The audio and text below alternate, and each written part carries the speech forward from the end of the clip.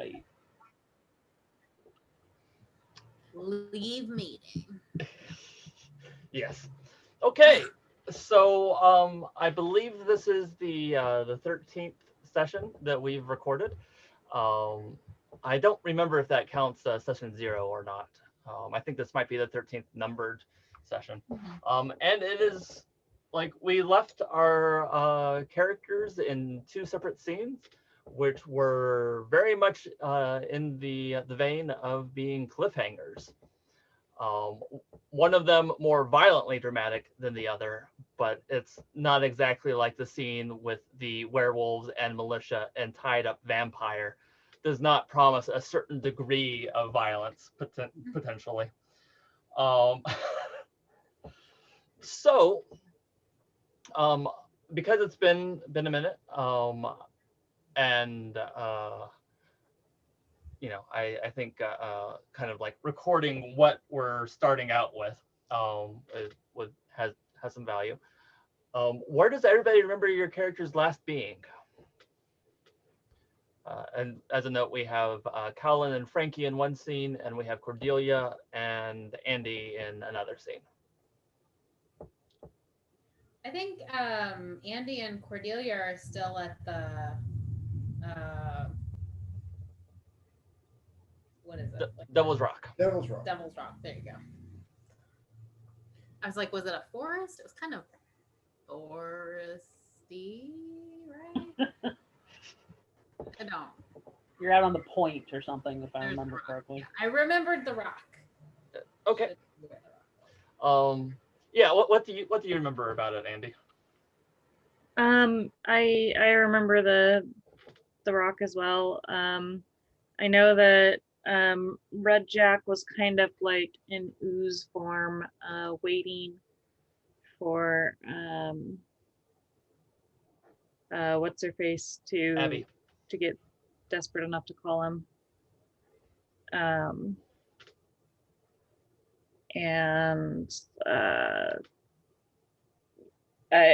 we were getting ready to run. Abby had just like taken some steps towards us. We gave her one of the glow sticks, and Andi is prepped to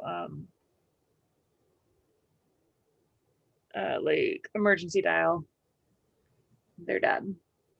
Yes. Okay. Yeah, so when we last left off with you guys, you were at Devil's Rock. You had just emerged from the forested area onto the large, just ginormous rock that goes out over the water. Elise Morningstar and some people who are, somewhat accurately described as goons, were standing there trying to bring Abby in.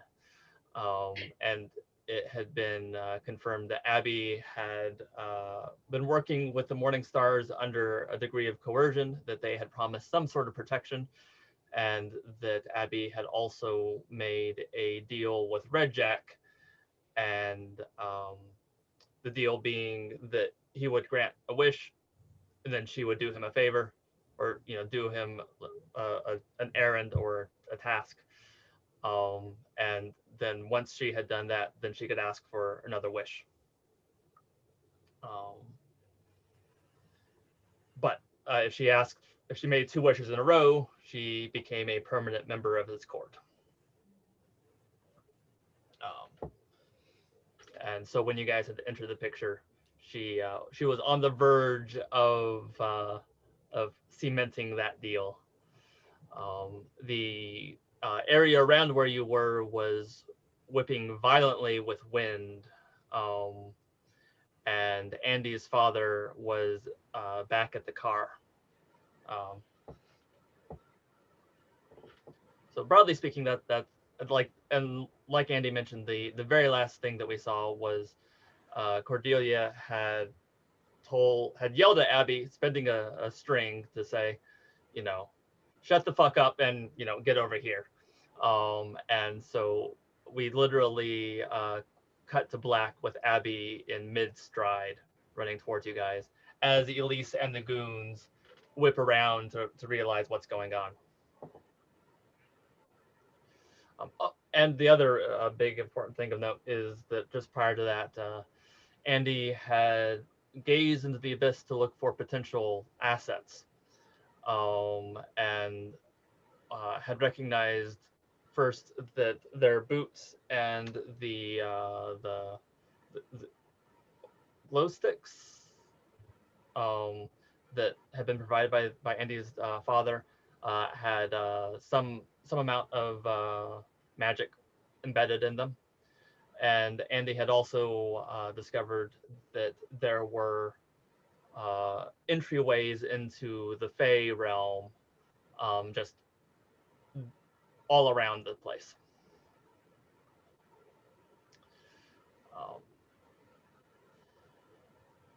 So, yeah. Okay. Caulan, you probably remember a little bit more thoroughly about where you and Frankie were. What do you remember of it? Just walked into the door of the one place where the militia is, and I said a quip while, one-liner about the guy being Hitler. I believe was it not the time that I used his mustache just a little short, or was that earlier? I don't know. It's one of them.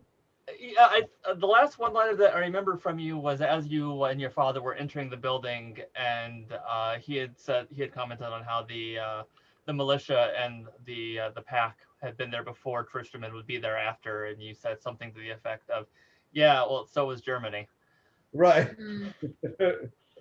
Yeah, and that I think that's right. I think you got that one right. I'm surprised you remember, but yeah, that's where both Frankie and I are. We're in the little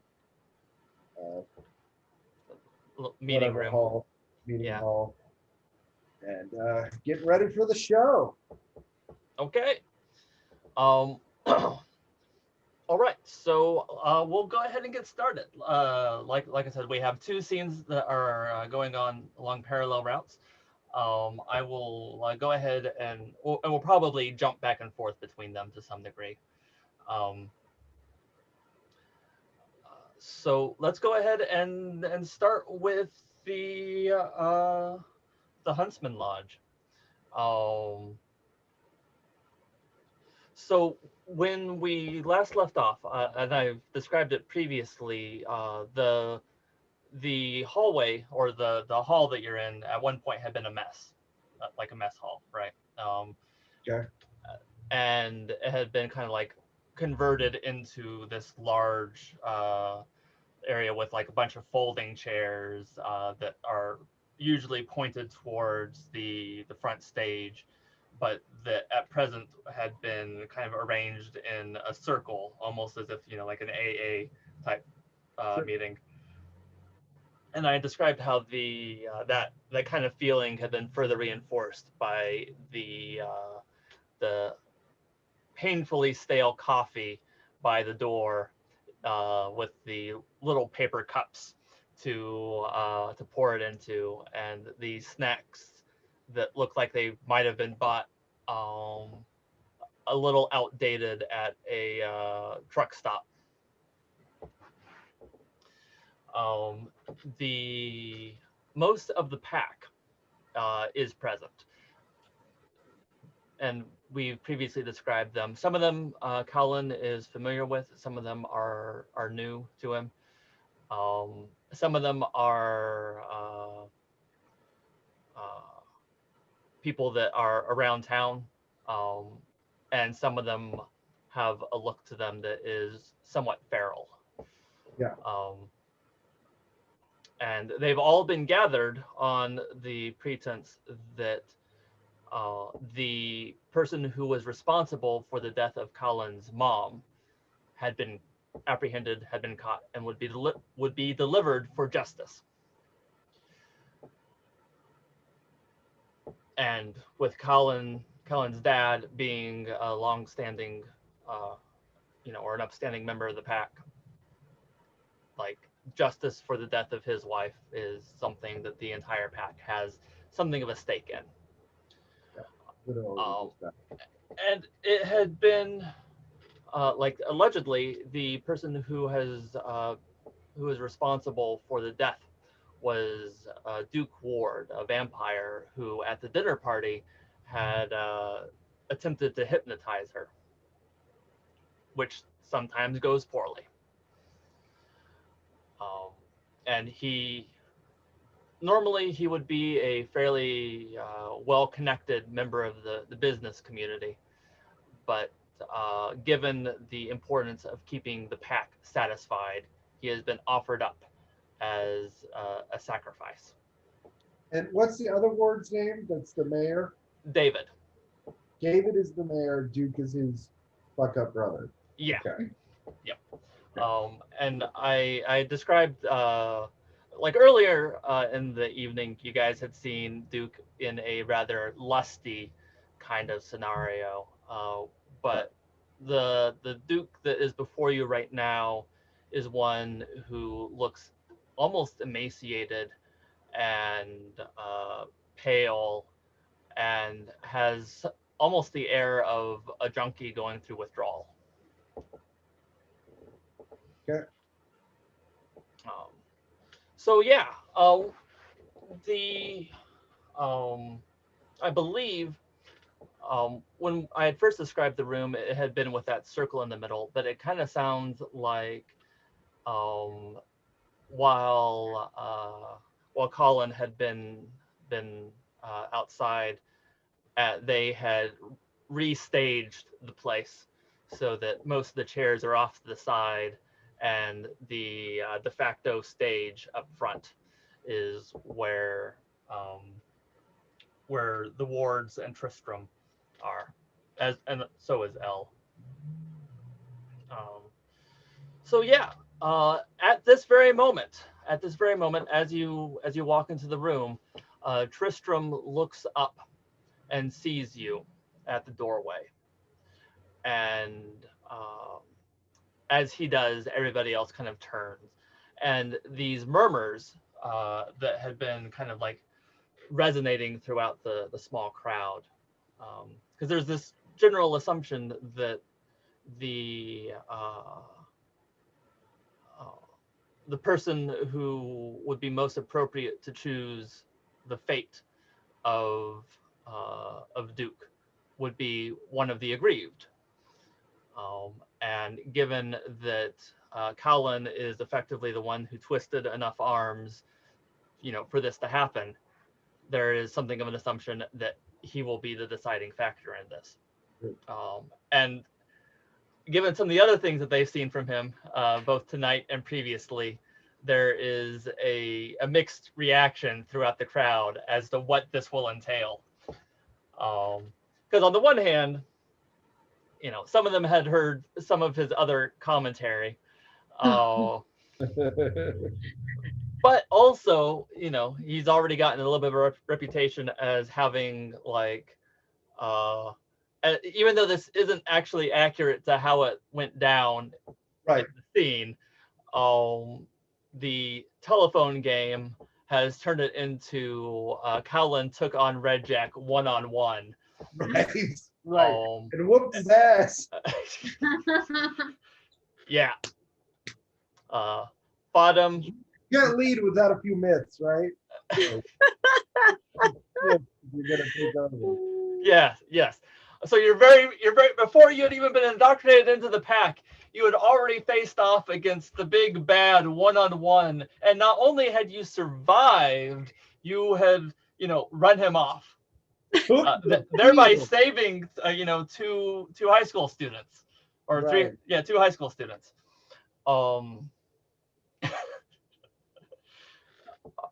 So on the one hand, they have seen some of your outbursts, and there's a degree of this is a punk, and there's also a degree of a burgeoning badassery, and what's gonna happen next. Is this a punk or is this punk? A punk. That was the. Never mind. Yeah. Oh, yeah. It was a play on words. Yes. So before we describe exactly what happens with Caulan, Frankie, we have not established where you are in this scenario. Where do you imagine Frankie being? Well, the last thing I had really had in mind was that she had gone to find Caulan, so I imagine she's kind of tagging along behind him at this point. Okay.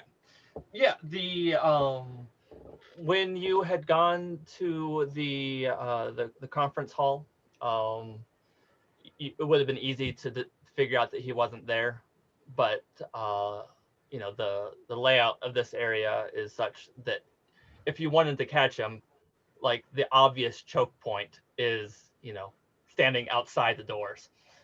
That would be it then. It's not the only way in and out of the conference hall. Like there are direct connections to a kitchen on one side, and there are smaller rooms off to another side, and there's a back door exit at the far end of the hall. But in terms of like main thoroughway in and out, it's the double doors. So yeah, it would be really easy for you to catch up with him and kind of be striding in beside him as he walks in. Sounds great. Okay, so yeah, as Caulan walks in, Tristram looks to him and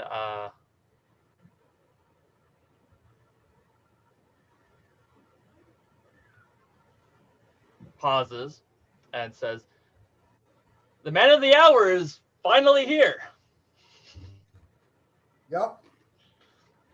And he Where is he? gestured. What's that?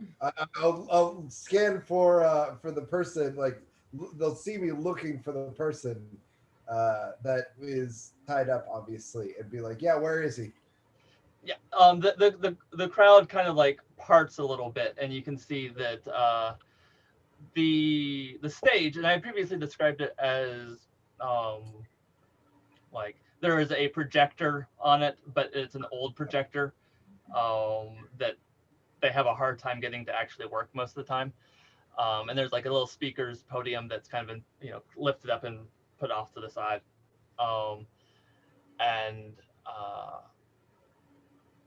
So yeah, on stage currently there is Duke Ward, who is tied up.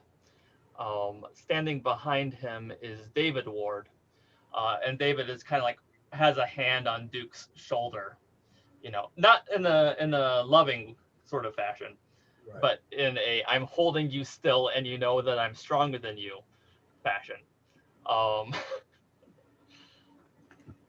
And they're both standing on stage facing towards the double doors. Tristram had his back towards the double doors, but and was talking with them, but has now kind of turned his side so that he's equally accessible to you and them. Sure. And Elle is standing off to the side in the kind of capacity that you would imagine like a Hell's Angel that had been assigned guard duty. Yeah. So there is both a degree of aura of violence, as well as any other person standing in that position would look docile, right? Good question. How is Duke tied up? Is it zip ties on his hands, or is it like rope around the whole body, or is it just like one knot around his hands, or is it like handcuffs? How Sure. is he tied up? He's coming, not like willingly isn't quite the right word, but it is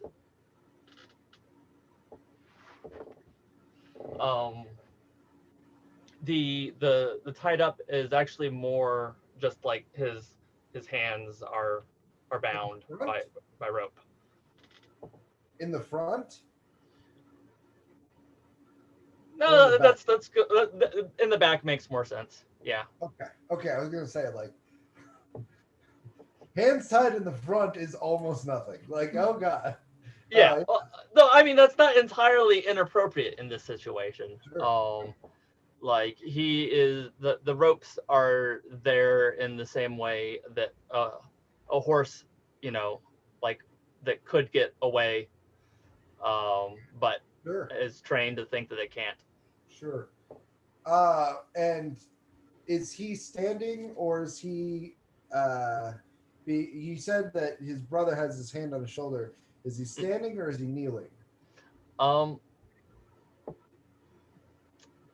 at the moment he's standing. Okay. Though, as Tristram says, you know, the man of the hour has arrived. Justice awaits, and with that, the David Ward pushes down on Duke's shoulder, and Duke kind of like goes into a half kneel. Sure. And they're up at the stage. Yes, yeah. But So there's everybody's a crowd kind of- between you and them. Everybody's kind of circular, but they're up there on the stage. Perfect. That's exactly what I wanted to know. For the stage direction, I have an idea. Okay. So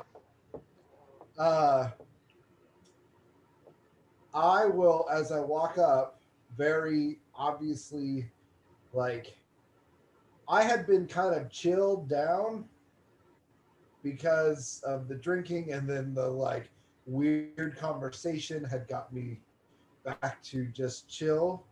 Mhm. But this is supposedly the man that's murdered my mother, and I have no chill now. I have zero chill, in fact, and I will be hungrily, slightly ferally walking, like with an exuberance forward that, like, you can tell I'm trying not to run. Like, I'm just like keeping the pace, even though I'm ready to go. And as I do, I will look at not at Duke, but at David, and I'll say, "This is the man who tried to hypnotize and kill my mother." As I'm walking forwards. David will, and he's rather annoyed at all of this, Sure. right? And so rather pedantically, he responds, "This is the fuck up that tried to hypnotize your mom and killed her on accident." Yeah, on accident. And I will grab his the hair on Duke, and I will drag him. I will attempt to drag him off the stage and into the circle of the pack. Okay. And as my attempt is to do that while turning towards the pack and shouting, "So this is the man who killed her," and I will try to toss him into the middle of the pack, basically, onto the floor, away from the raised dais. Okay. So, like, this isn't quite the most appropriate use of the roll, but I do kind of want to get a roll in there to see how that plays out. You know, in the name of keeping it fair. Yeah, totally. So the obvious one that jumps out to me is, you know, physically lashing out, just to describe the physicality of what you're doing. Right. The other options that you have are a keep it cool or a shutting someone down, depending on what your motivation is here. No, this is definitely lashing out, but it's more than anything is like, it's both a lashing out of my inner desire and a desire to play to the crowd. Like it's both a desire to turn the crowd on, not necessarily sexually, but and the other thing being to give a moment to lash out at his dignity. Okay. Yeah, let's. It's the same points either way, but Sure. Let's pull double duty on this. We'll do a lash out physically, and depending on how that goes, you'll get a bonus on the turn someone on roll. sure. I have a +2, I think. On lashing out. Volatile. Okay, that's a 9 on the die, +2. On a 10 plus, you do harm, and they choke up before they can react. He wasn't gonna have much of a reaction anyway. But yeah, you will be able to grab him by the hair and pull him and throw him into the center as everybody kind of like separates out to give you room.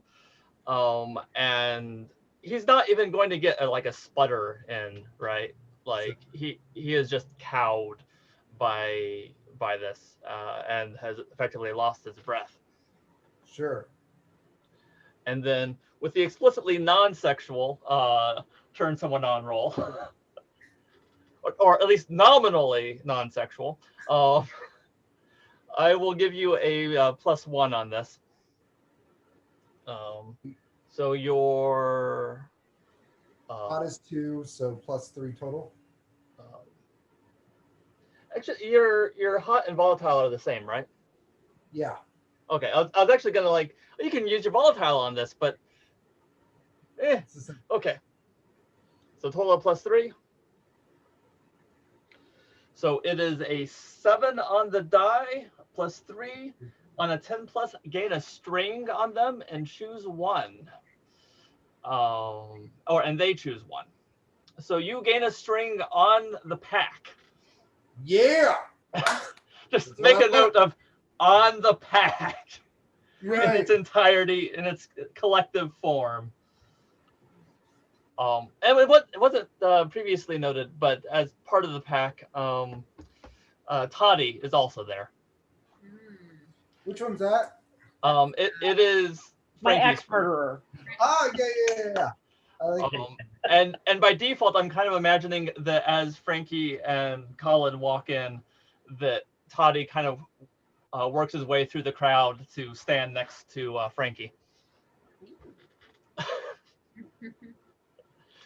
But yeah, and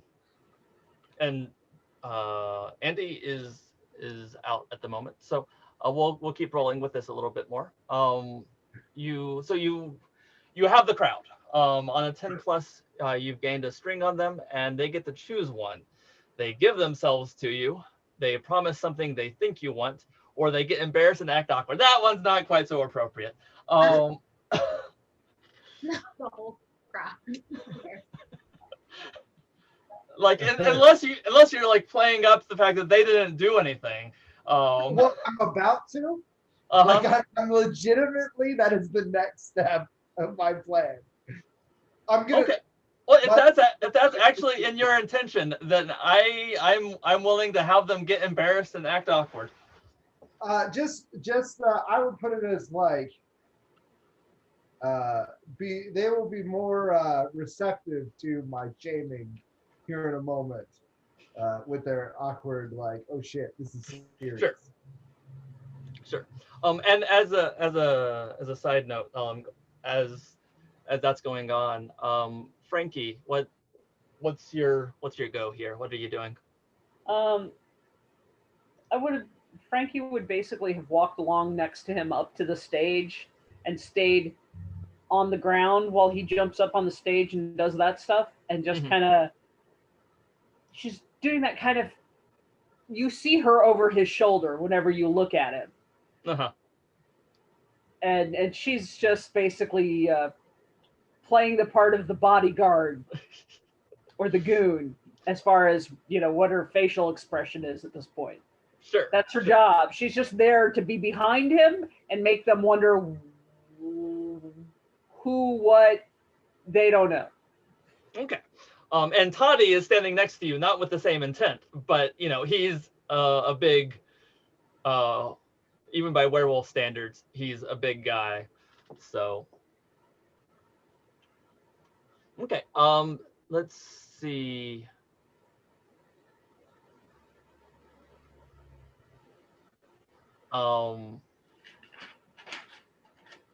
It might at some point be appropriate to make a shut someone down roll, just in terms of. Let's go ahead and do that. What's your cold? Mine? Yeah. My cold's a -1. Same. Okay. Well, I mean, I'm sure someone will have an objection to what I'm saying here in a little bit, but Sure. you know. Okay. So Frankie, at the moment, there's a 7 on the die. Minus the 1 puts it at 6. So as you're standing there in the bodyguard format, like the command presence hasn't quite manifested yet. Right. You will have, I imagine, opportunities down the road to reframe that if you're in the mood. Cool. But you get an experience point. I don't know how Yes. fuck Oh, you are, yeah, but yeah. you would actually do that. Thank you for the reminder. Okay. So So I've dragged him, I've thrown him. yeah, what's your next move? This man, this vampire, this motherfucker, he didn't just kill her. He tried to take away her fucking will, and I will kick him. It's to emphasize my point, not to do any particular damage, but just to vent my anger a little bit. And Sure. Well, and your initial roll on the lashing out physically. This is mechanically this is a continuation of that. Yep. And I'll say he thought he was within his rights in a public place in front of one of the pack to take her will away and replace it with his. A woman who is, kick him again, and the mother of one of you, and I will point to them and point to part of the crowd and point to another part of the crowd and say, the wife of one of you. And these motherfuckers did nothing about it.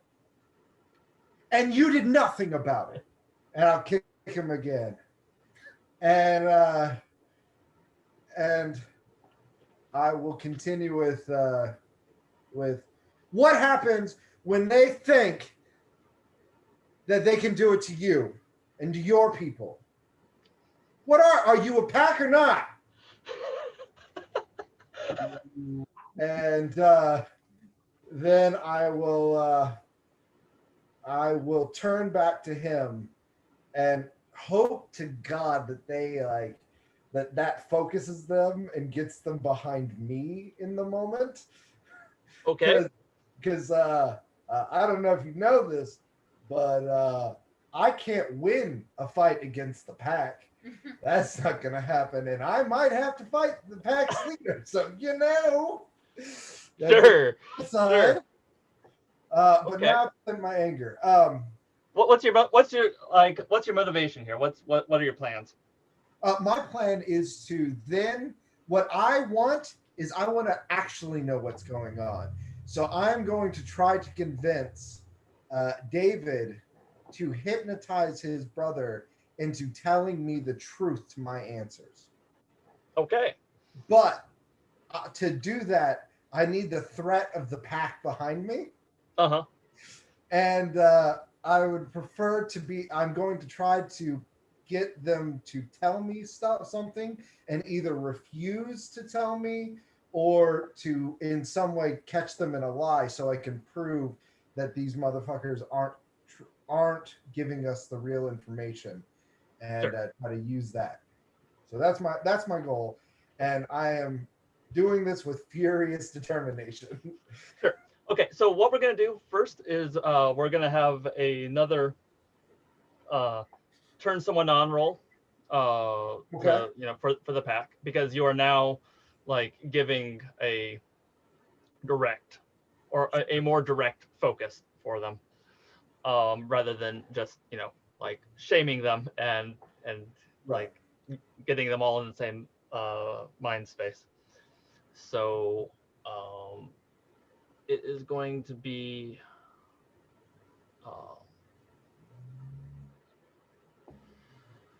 roll hot. 9. Okay. Let's see. So on a 9, they either give you a string or they choose one. And I think in this case, or you, what's up? sorry, I was getting ahead of myself. I was saying I'd take that second string, or you can choose. Sure. Actually, before we get the results of this, Frankie, I'm going to give you another shot at that shutting them down roll. All right. Oh my god. Okay, still not quite there, but you get the experience point. Cool. But I so want that like manifestation at some point to be her going shh to one of them, like awkwardly. Sorry. Anyways.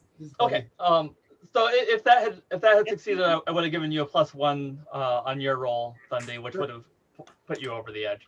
Sure. But yeah, they'll go ahead and give you a string. Essentially, what you're doing right now is you are working them up and gaining influence over them, which mechanically is what a string is. Yeah. Okay. So we're gonna jump scenes real quick at that point. But the last thing that we see is you. You've been chastising them, and what's the last thing that you say? What's the last thing I said? Yeah. What's the like when the scene cuts? What are you saying? Oh. So now I'm gonna get some fucking answers. Or Okay. no, so now we're gonna get some fucking answers. Ah, yes. The plural is a very important modification there. Right. That way we can cut away. I was just gonna go into it, but cool. We can cut. We can do this. Yeah. Write it down before I forget.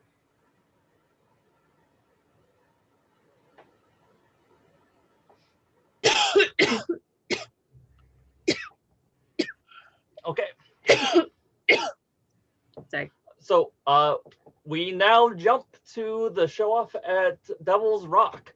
When we last left off with you guys, Abby was effectively in mid run to try to get to you guys. And Elise and her goons were just beginning to realize that you were there. The initiative is yours. Abby has not quite reached you yet. What are your actions?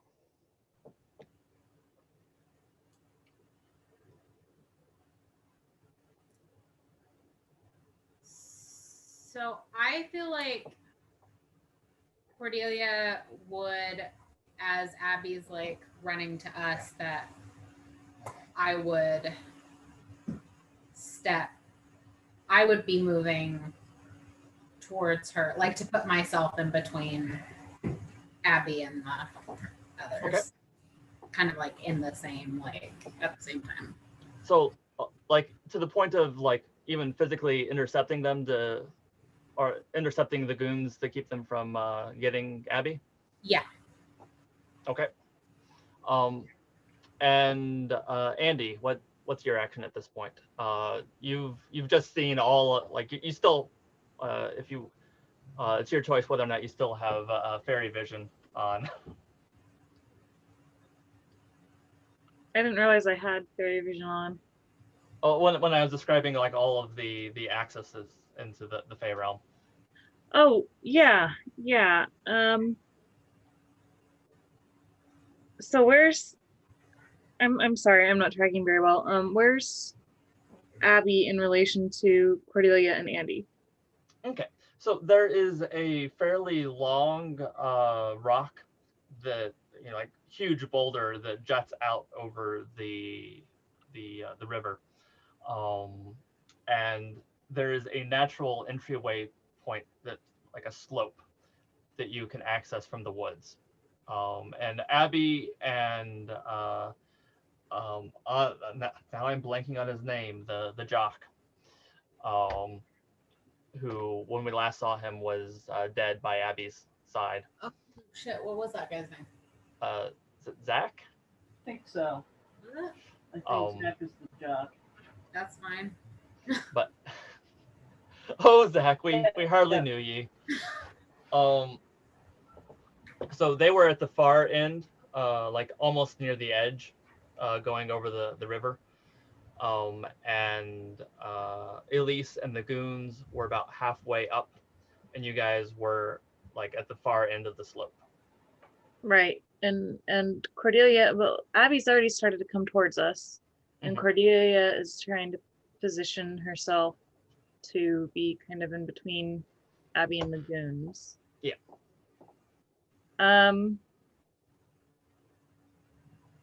I think Andi is going to attempt to like does Abby has one of the glow sticks now, one of the flares, snap flares, because it's Andi gave him. I think Andy's going to like try to like tell Cordelia, like say like I'm like, do you have a way to get out of here if I try and take her home? Like and like pull Abby towards the one of the like the Fey world exits.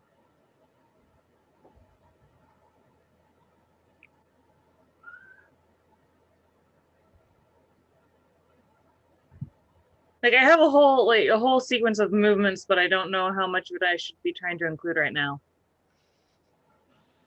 Because in my head, like Andy's like had that, like now that Cordelia's kind of in between Abby and some of her goons, is like sent the text to Dad, be like, Dad's gonna be here soon, grab Abby, like to Cordelia, be like, Dad's gonna be here soon, grab Abby, yank towards and like instinctively try to do guide.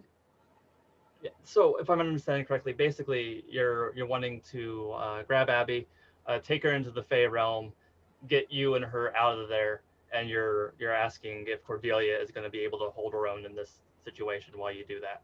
Right, and until my dad shows up to back her up. Oh, okay. Because Andy's dad is gonna show up to help.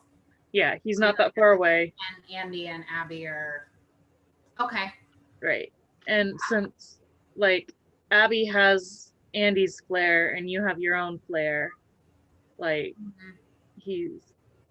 Andy's hoping that Cordelia can, between that and Dad coming, that Cordelia can hold off and that Abby can like use it to interfere if one of the goons tries to come with them.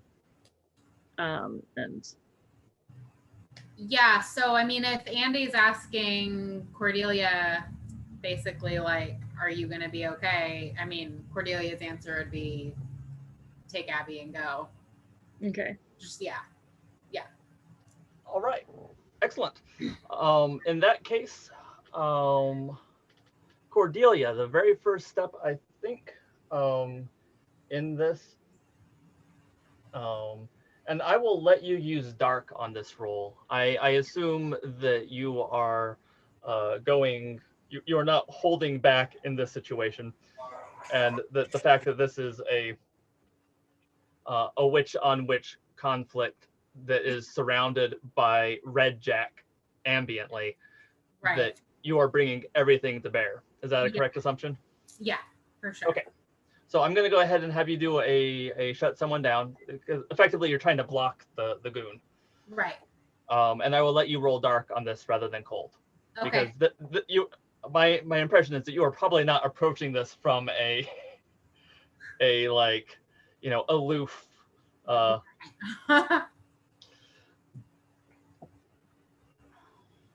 Okay, so that is an 8 on the die with a +2 from the dark. Yeah. You got a 10. So on a 10 plus, choose one. They lose a string on you. If they have no strings on you, gain one on them. They gain a condition, or you take one forward. What does that mean? Take one forward? you will have a I believe a +1 for the rest of this scene against them. Let me double check on that one. Okay.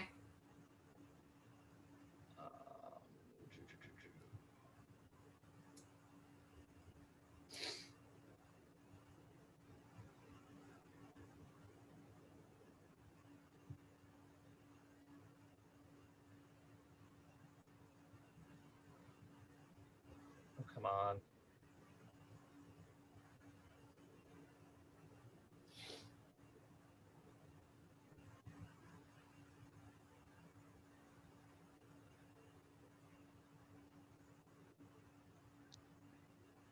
So I kind of used a shorthand for my notes.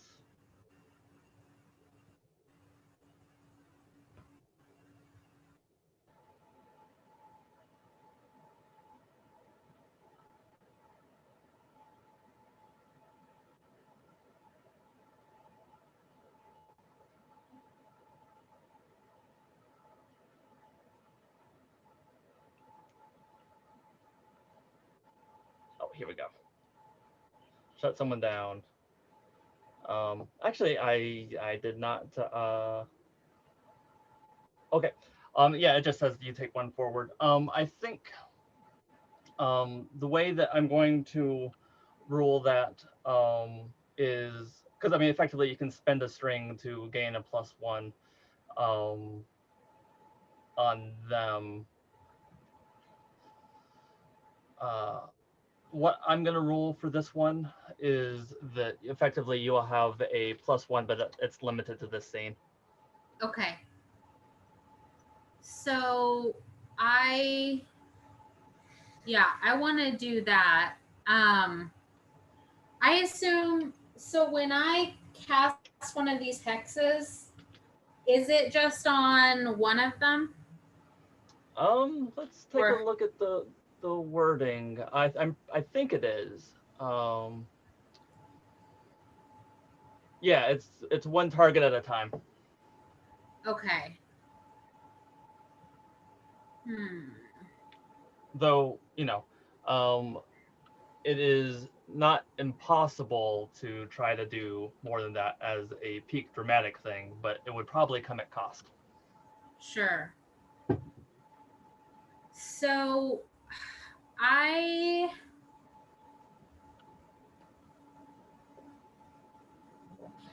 okay.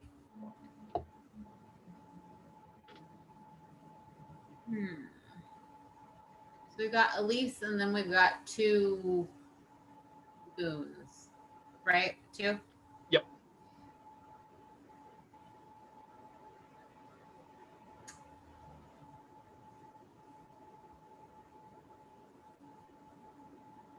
Oh, well, first of all, have I already done the thing to alert Andy's dad, send up the little flare or whatever, crack the glow stick? I don't. I believe Andi had sent a text saying, you know, okay, cavalry. Oh, okay. I don't think any of you have actually broken or activated the glow sticks yet, have you? No.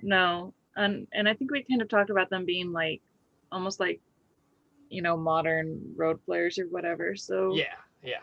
in theory, there's got to be a way to weaponize them and not just use them as Okay. as a call. But in practice, I'm struggling to remember how you would do that. Sure. So to roll it back a little bit, your next move, Cordelia, you're going to have some dramatic potential there. But right now, the immediate thing that you've done is that you have intercepted the goons and you have successfully shut them down, such that they are you'll have a +1 against them going forward, and for this scene. And Abby will be able to successfully get to Andi. So let's jump to that for a moment. So Andi, Abby is going to be able to get to you, and you won't be terribly far from Cordelia. Like Cordelia will be kind of in the mid spot for all of that, anyway. So once you grab Abby, what's your move? So that would be guide.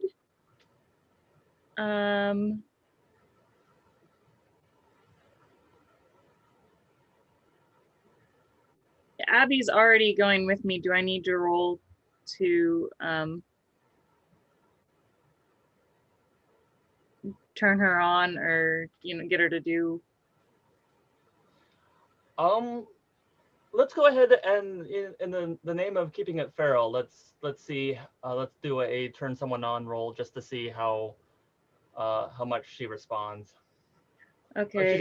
She's gonna go either way, but the nature of how she goes.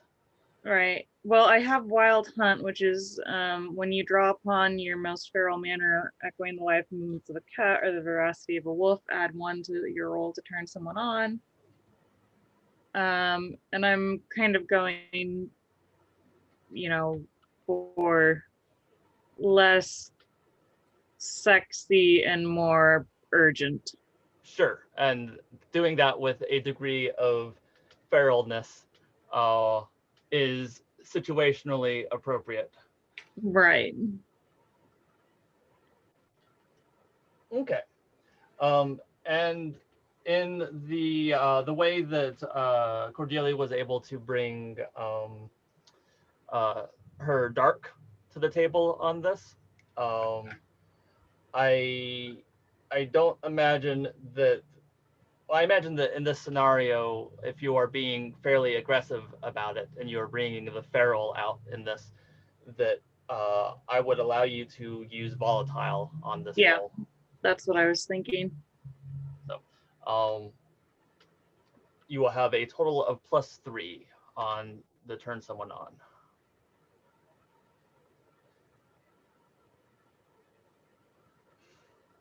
So 4 on the die. 7. Plus, yeah, so that comes to a 7. On a 7+, they either give you a string or they choose one. In the context, I think that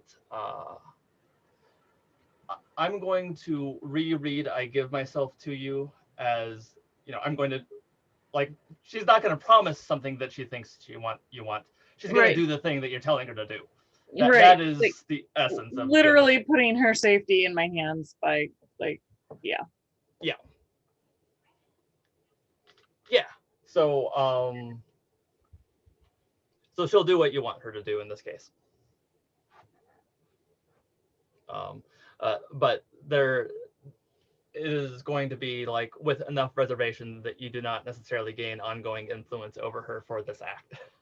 Oh yeah. She's a little caught in trauma space. Right. So what's your move? And then from there, my move is guide, which is you can bring them across the veil into the fairy realm. The spell lasts for a scene or 2 before you're both returned to the mundane world. Yep. And as I recall, we had talked about technically with that you need to have a spend a string on them, but we had also realized that your character, if they make somebody promise something to them, you get a string on them. So literally all you have to do to gain a string and then spend it to take someone into the other world is just, have them make a promise to you. Right. Take my hand. Promise to something like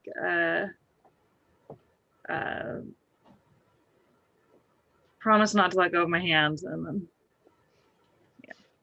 Okay. So what I had mentioned that when you're looking at the world through this kind of Fey realm lens, that everything is misty, and so these holes between the normal world and the Fey realm are kind of areas where the mist is sort of pouring out. So you'll be able to, and this entire area is just riddled with them. Not every area has as many. but Devil's Rock and the woods in general are Fae playgrounds. So you'll be able to find one fairly close to you, and you and Abby will be able to just slide into the Fae realm. Do you have any preferences on the aesthetics of what that looks like to everybody else? I'll probably know if you get it wrong. Okay. Or not wrong, but I'm kind of thinking like it's not like one of those like cheap CGI where you just like disappear into a very sharp like disappear, Mhm.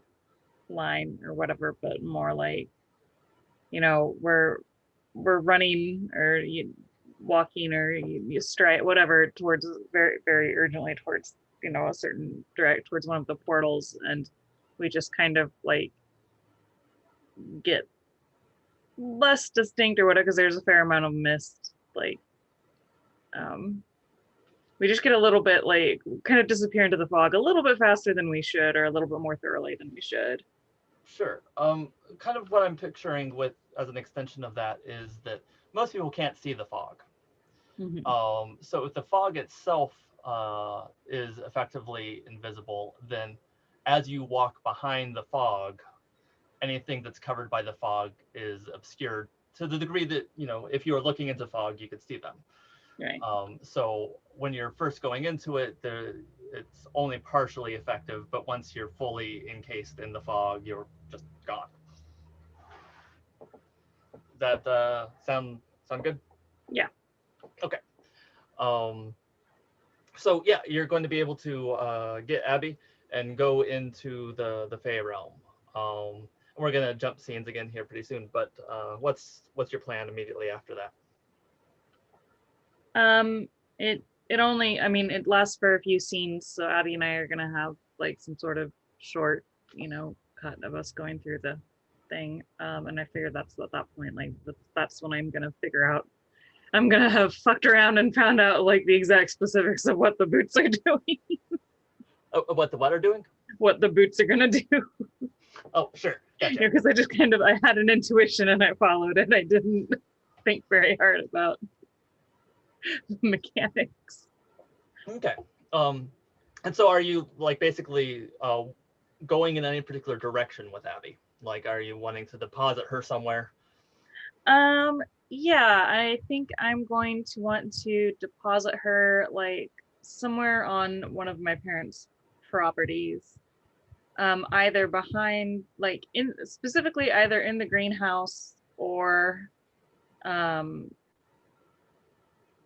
like right on my dad's threshold. Okay.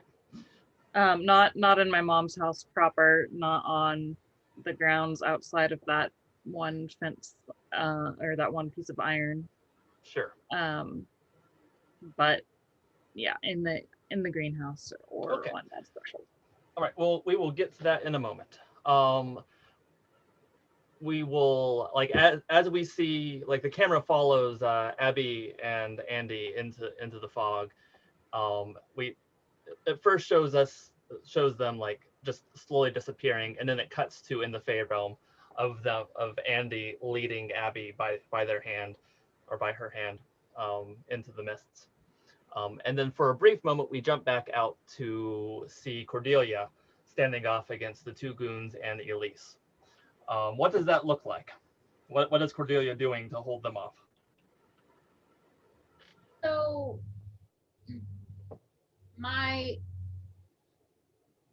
image of this is that as this is happening and Cordelia kind of makes that like step forward to like go between, and then Abby and Andi, disappear. Mm-hmm. That Cordelia, like you said, is no longer like aloof or like cool. She's like super fucking intense, and that like darkness is just Like, Would you say that the time for subtlety and patience is over? You're too powerful to put up with their garbage any longer? You hex anyone who slights you. All of your hexes have unexpected side effects and are more effective than you're comfortable with. that is exactly what I would say. Okay. Well, in that case, you have make a note, Cordelia. You have entered your darkest self. To escape your darkest self, you must offer peace to the one you have hurt the most. Oh shit. Whatever she murders somebody. Is that she just forever darker self then? Well, there are ghosts in this game. Necromancy is a thing. Okay. You have to bury them, revive them, grab their ghosts, and then have a sit down and a nice chat. Like that. I don't know. It sounds like a season 2 story arc to me. Yeah. Don't have to forgive them. Like I'm just, you fucking killed me, and now you bring me I back. just have to offer them peace. They don't have to accept it. I don't think it's just you have to offer. Yes. Yes, that is a very good point. You must merely offer peace. As a ghost, I would be like 2 words: restorative justice. I think though too, the phrase "the one you've hurt the most." My thought was like, I'm gonna have to start being nice to Abby because like really let her fuck off this whole time, and then she, ended up getting herself in trouble because. That is a fair interpretation. Right. Okay. So yeah, you're standing off against the 2 goons and Elise. You have formally entered into your darkest self. Yeah. So all of your hexes have unexpected side effects and are intensely effective. What do you do? Well, what I wanted to do was to cast the binding hex. I was thinking, I know that the goons are probably the more likely to be physically trying to hurt people, but I kind of felt like I should use it on Elise. But I don't know. That's what I was thinking. Binding a person cannot physically harm others. But also the illusions sounds interesting. Okay. Maybe I would. I don't know which one I want to use. But I would definitely, yeah. I feel like as she's like become her darkest self and is like a little scary, that she would just kind of lock eyes with Elise and start chanting and with the purpose of I think I'm gonna do the binding. Okay, so you're going to try to bind Elise? Yeah. Okay, excellent. I think rather than rolling at this very moment, we will use that as the point that we jump back to. Yeah. Okay. I do think that the scene itself should include a little like darkness magic happening to show that she's casting something. Right. Yeah. Oh yeah. Oh yeah. Yeah. No, and like it. I don't know what exactly all the special effects would be, but one of the obvious ones that is used, I like in Buffy for the witch going dark, right? The eyes going black. Yeah. Exactly. Like that all of those tropes start to pick in. We will get to Buffy for one of these days. That'll be a thing. Oh God. I know, That's right. I know. She's been so TV-less in her life, the poor thing. But yeah. So when we leave Cordelia, or we cut, you are very intense. Like you have locked eyes with Elise and are chanting, and Right. you have a head start on anything that she is going to do in response to this. She recognizes you just as you recognized her. Mm-hmm. And that could get interesting, but yeah, we will see you basically gathering up power and a very intense locking of eyes between the 2 of you. which makes the eyes going black all the creepier. Which then takes us back to the conference hall. So, Caulan, the last thing that you had said is, now we're going to get some answers. Take it away. Give me just a moment. I've got to get into a murderous rage again. This hard. I actually put myself in the character, and so cutting away in this moment is really hard because I gotta have the fight or flight triggered again. He's the Daniel Day-Lewis of RPGs. So okay, he's on the floor. I've been kicking him. I've been talking to the crowd, and now I've said we're going to get our answers, turning back to him. And I will reach up and grab his hair again and pull him back up to his knees so that he can see the pack and that I can see him, right? So I'm kind of to his side, holding the head up by the hair, and have a moment where he can see the crowd, and then look at him where I can lock eyes on him and say, you're going to tell the truth now. What happened at the dinner?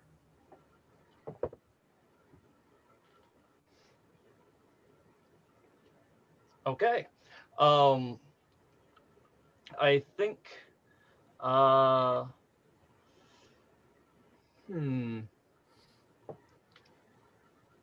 I guess maybe I'm using the string that I got from hitting him and commanding him that way. Is that what's going on?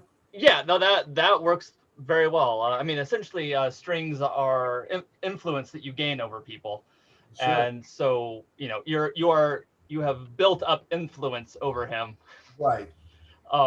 And so therefore, spinning the string, that works. So you're demanding that Duke gives you answers? Yeah. What happened at the dinner is the first question. Okay. And are you looking him in the eyes, holding his hair? Yeah. Yes, okay. I am. I gave him a moment to see the crowd so he knows the threat implied, but then I took his all of his attention. Sure. And he's kind of pathetic at this moment, right? Good. And as you're looking at him, it occurs to you that the degree to which he is acting pathetically, he might very well be some sort of sedation. Okay. In his system. Either that or he's acting. I don't trust him an inch. Right. But yeah, that's the appearance that he's giving. And so he's rather slow and stuttering.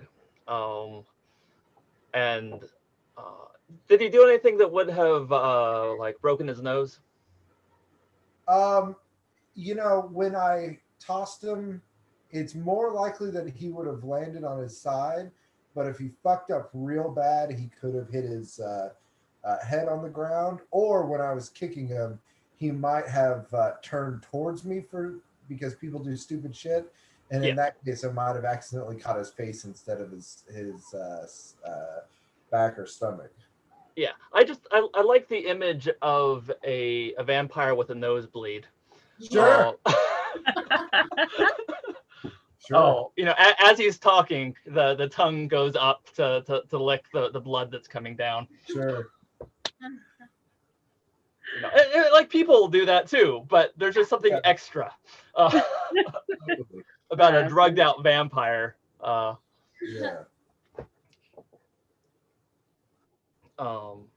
So yeah, he stutteringly tries to remember and starts describing, and he outright says it's hard to remember. That everything's a fog. I remember the day, and I'm holding myself back. I was talking with one of the morning stars, and we were joking about how cute Craig was, and trying to figure out details for how to make the school happen. And your mom, we knew that she would be objecting, that she was an agent of Mr. Amati, and that he didn't want this to happen. She had been the bulldog set on the case by him, and so it was just a small thing when she came up to talk to me and Morningstar. I just I tried to tell her to, to lay off, to, back off on it. And I was a little drunk, and I when I told her to lay off on it, I don't know. And David behind him snarls with, you fucked up again. That's what you did. And Duke kind of hangs his head a little and says that, yeah, I mean, like, nothing in the hypnosis, like, I mean, I told her to lay off, but how that turns into driving off a bridge, I don't know. I will interrupt him. Mhm. By cuffing him pretty hard. By what? Cuffing him pretty hard. It'll look like a slap, but it's really more like catching him with down here by his ear and just like smack. And you didn't just tell her, you took her will away, and I will kick him again. Okay.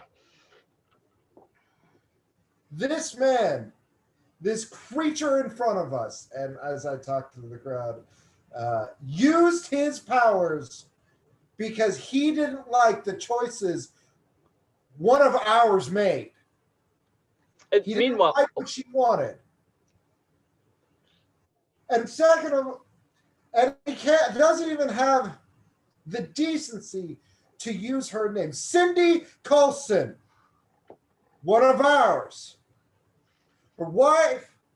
His wife, my mother, and he took her will away, and he thought, oh, it's just casually something to do. That's what they think they can do. And I will point not just to him, but my arm will go past him to David as well. Nice. Okay. That's what they think they can do. And I assume I'm giving a pause for a moment for in which case to see if either him or David respond to that before I go on. Sure. One response that you're not looking for, but that you do get, and it's very, very subtle, and like the camera captures it, and maybe you don't. Okay.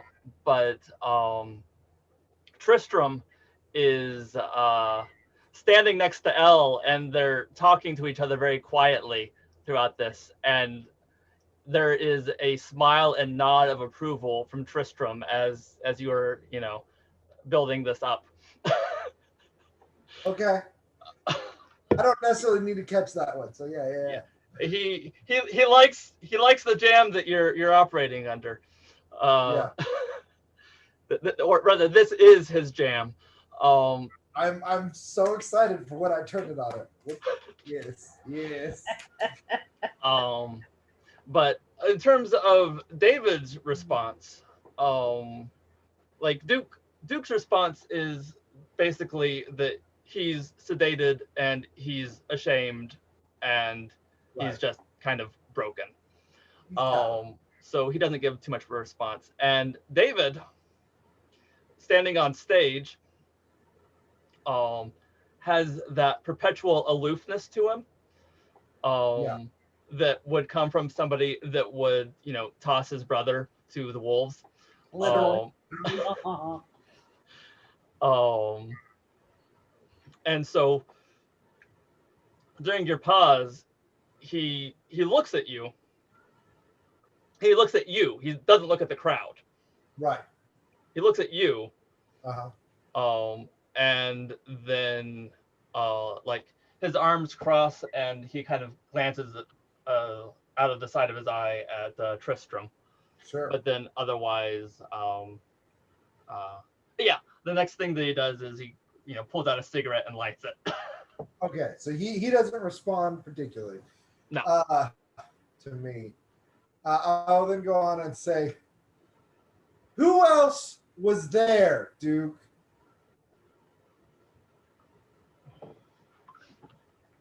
Okay.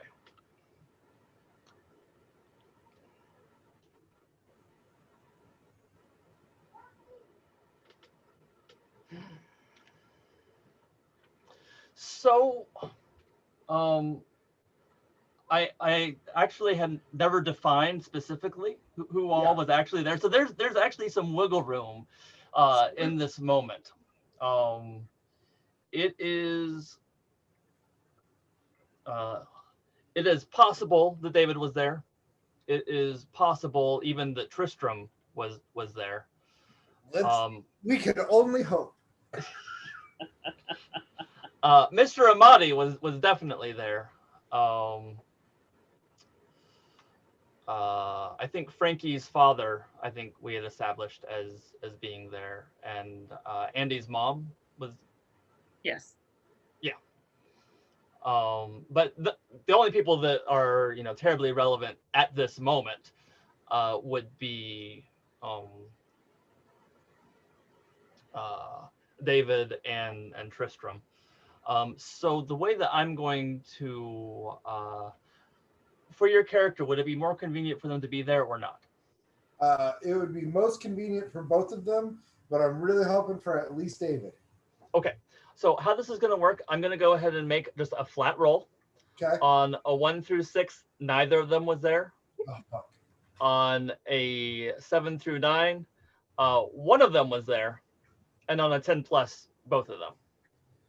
Oh, God, that doesn't give me great odds. On a 10 plus, both of them were there. Fuck yes. Okay. We're keeping it barrel. Whew. All right. So he tells me, right? Yeah. He starts going down a list, of people that he remembers talking with, and like he starts with the people that he flirted with. Sure.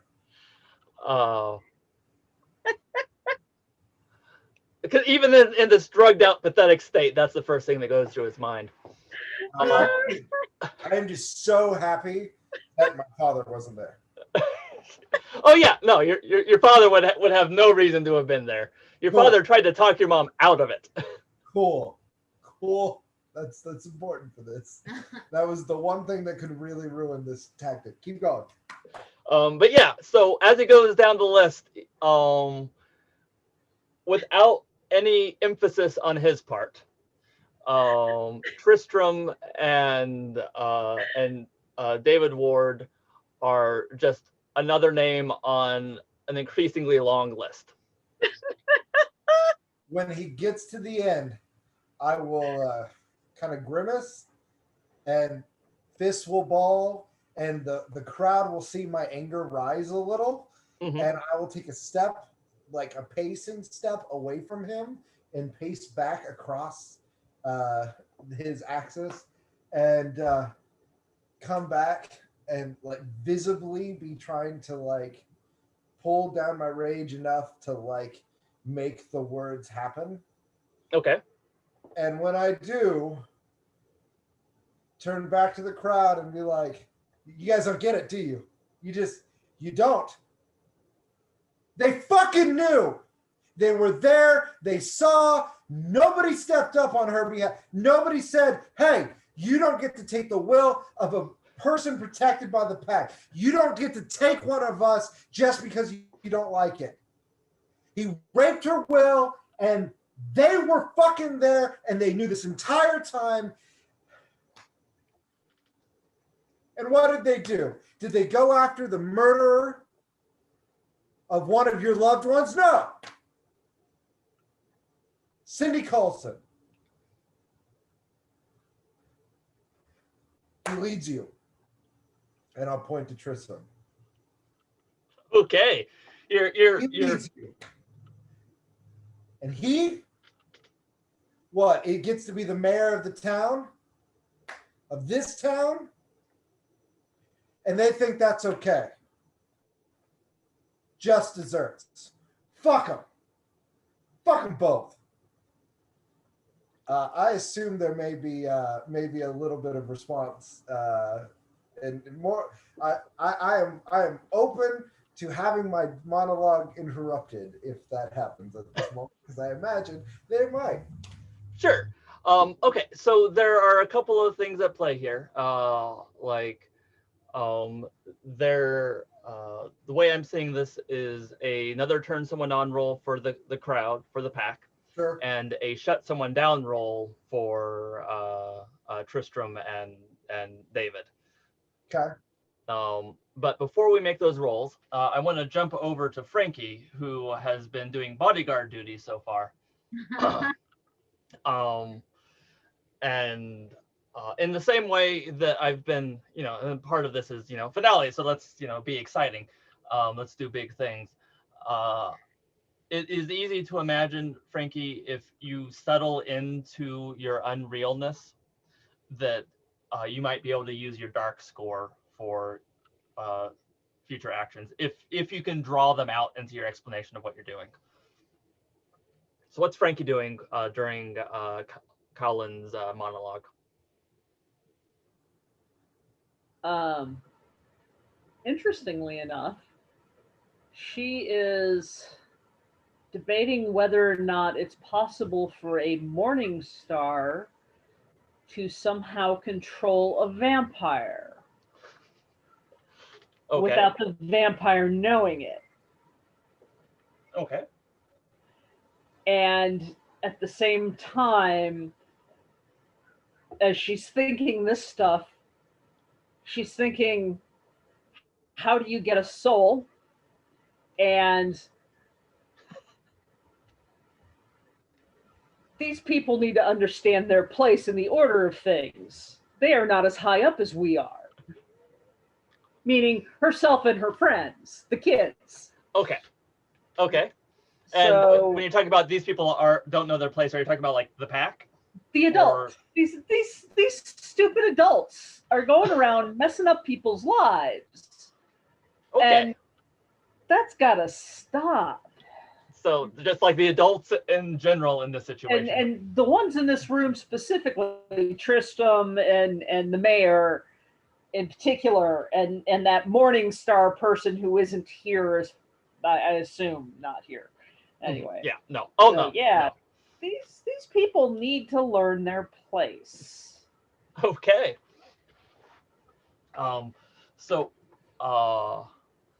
Let's see.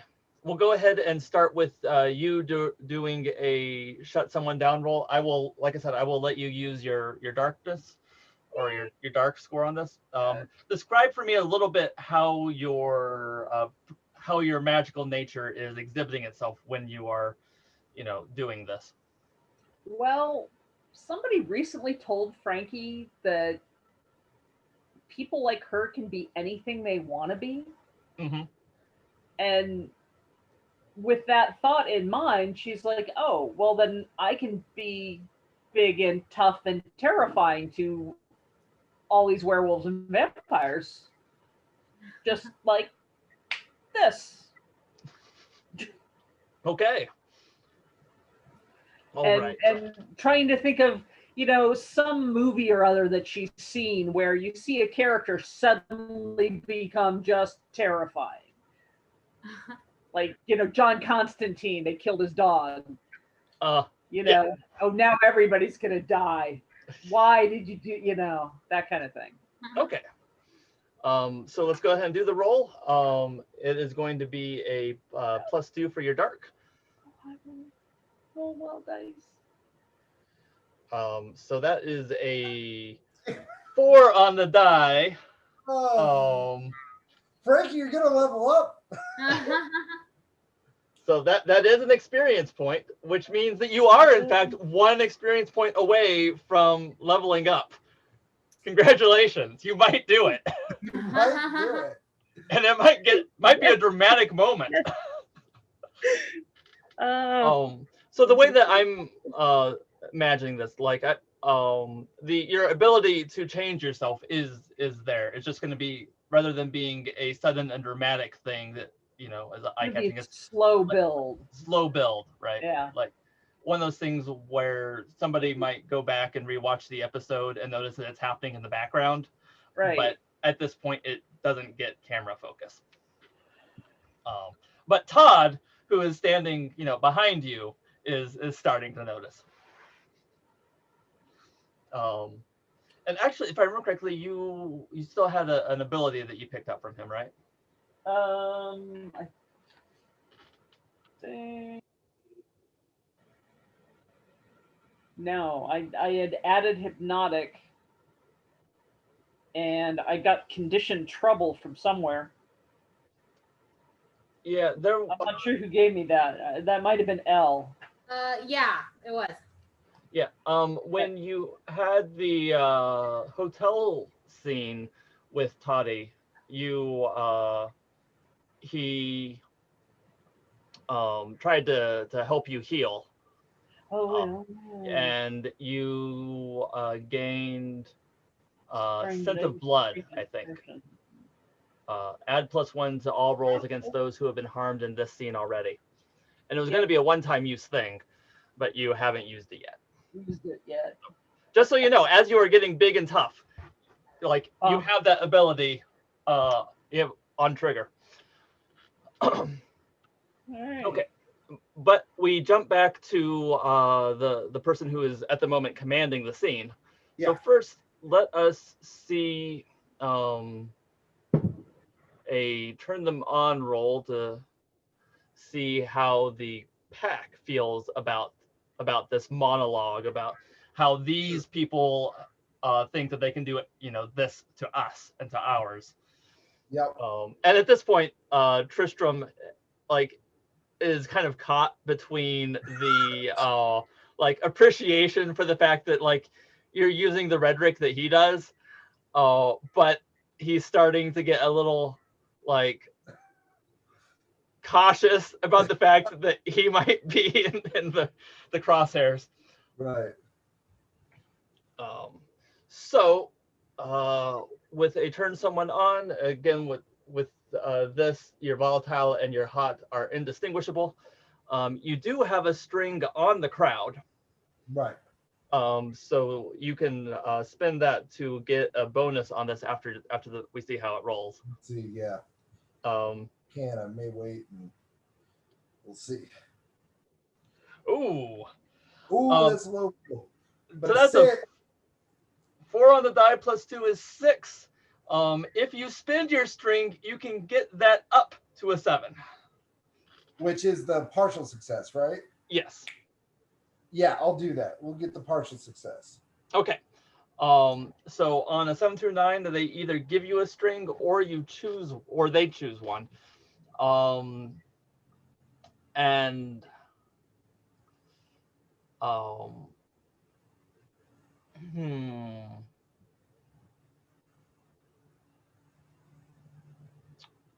Before I decide exactly how that plays out, like there's a chance you might just get a string. There's a chance that you have them enough. Sure. I want to see how effective the shut someone down roll is on the ringleaders. Okay. And normally this is a cold, but again, for these purposes, hot and or volatile can work. Better, yeah. One good roll. So it is a 7. Good enough.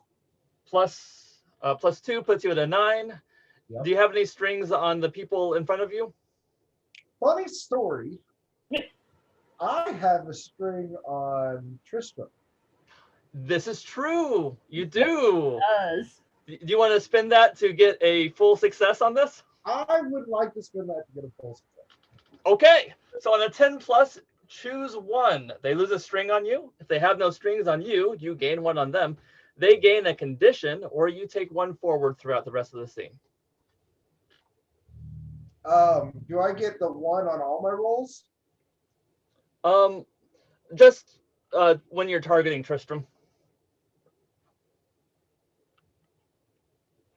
Well, this applies to both of them, right? Okay, yeah. Against either David Ward or Tristram. Okay. Like, it won't necessarily help you with the pack. Right. The other part, if you give them a condition, basically you are labeling how people see them. And anytime going forward until they clear that condition, you also get a +1 when you take advantage of it. Okay. So here's the question. Can the condition be okay, so either traitor Mhm. or guilty? Either one can work. Those are both applicable uses Yes. of the condition. Yes. Yes. I'm gonna be a leader of the pack.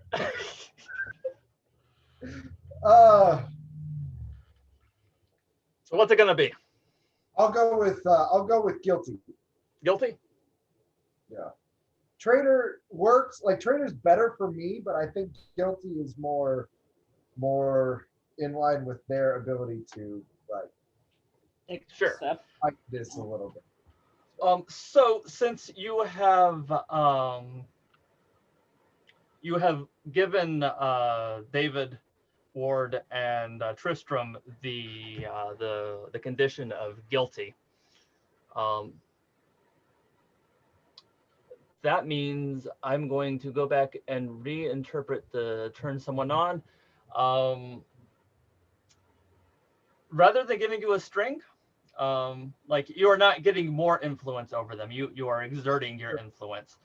So you're not automatically rising in the pack at this moment. But Sure.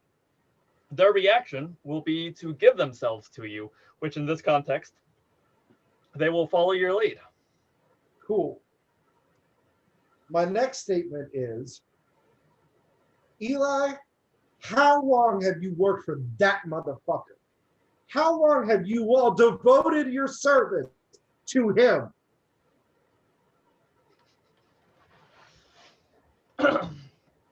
Okay.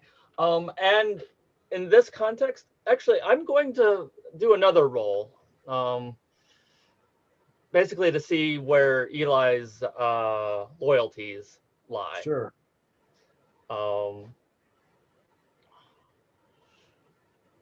What's your preference on it? I want him to, I mean, my preference would be that he sees what's happening and like recognizes that the necessary step is to get on my side.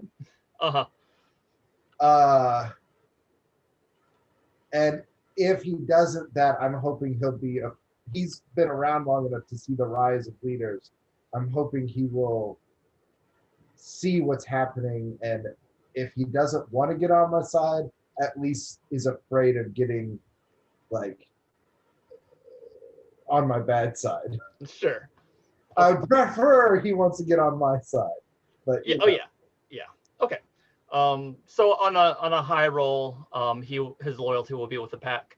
On a low roll, his loyalty is with the assholes, and on a medium roll, he is somewhat opportunistic. Sure. It's a medium roll, so he is somewhat opportunistic. Okay. So as you're saying, how long have you worked for these motherfuckers? He looks at you, and he kind of like looks you up and down, like you can feel him judging you at this moment. Yeah. Then he looks at them,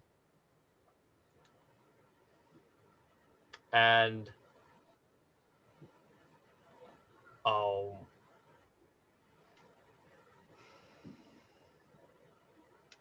let's see.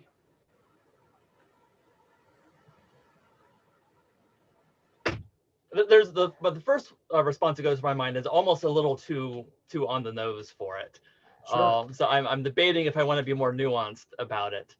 Well, he hold the cards to his chest by just answering the question if he wants to be opportunistic and like see where this goes. Sure. Okay, yeah, that's a good point. Because like the first thought that went through my head would have been really appropriate on a 10 plus, which is, you know, like for him to say long enough and then take a step back. Right. Would be good. Would be good. But yeah, no, he's just going to say that you know, about 30 years now he helped Tristram get the militia, or he heard that Tristram was getting the militia back together, and he left town to go help see that happen. So for 30 fucking years, you gave yours, and I'll turn to the crowd again, your service to this creature, this man, this creature. You gave your service to him, and what does he do? They knew. In one evening, they brought the perpetrator in. In one evening, when they found out that the pack wasn't going to take their fucking lives anymore, they brought them in. But they're just as guilty. They allowed it to happen. Did they stop her? Did they fix her? No, they allowed it to happen because they would rather betray the pack than have to take an extra year to get their fucking school built. Do you see the madness here? They don't give a fuck about us. So there's a murmur going through the crowd, and as a result of the rolls, they basically like they're getting on board with you.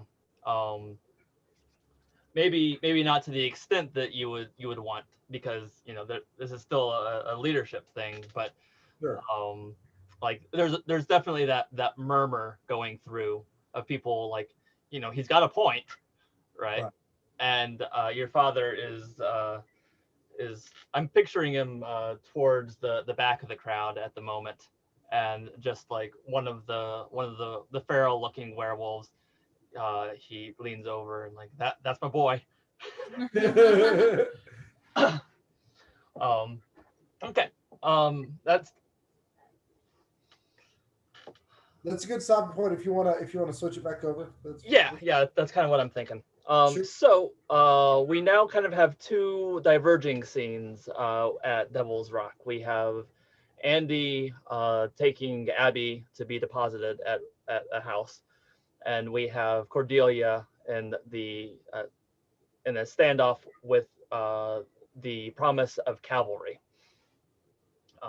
So Andi, let's jump to you first. I actually have a custom move. Navigate otherworldly space. So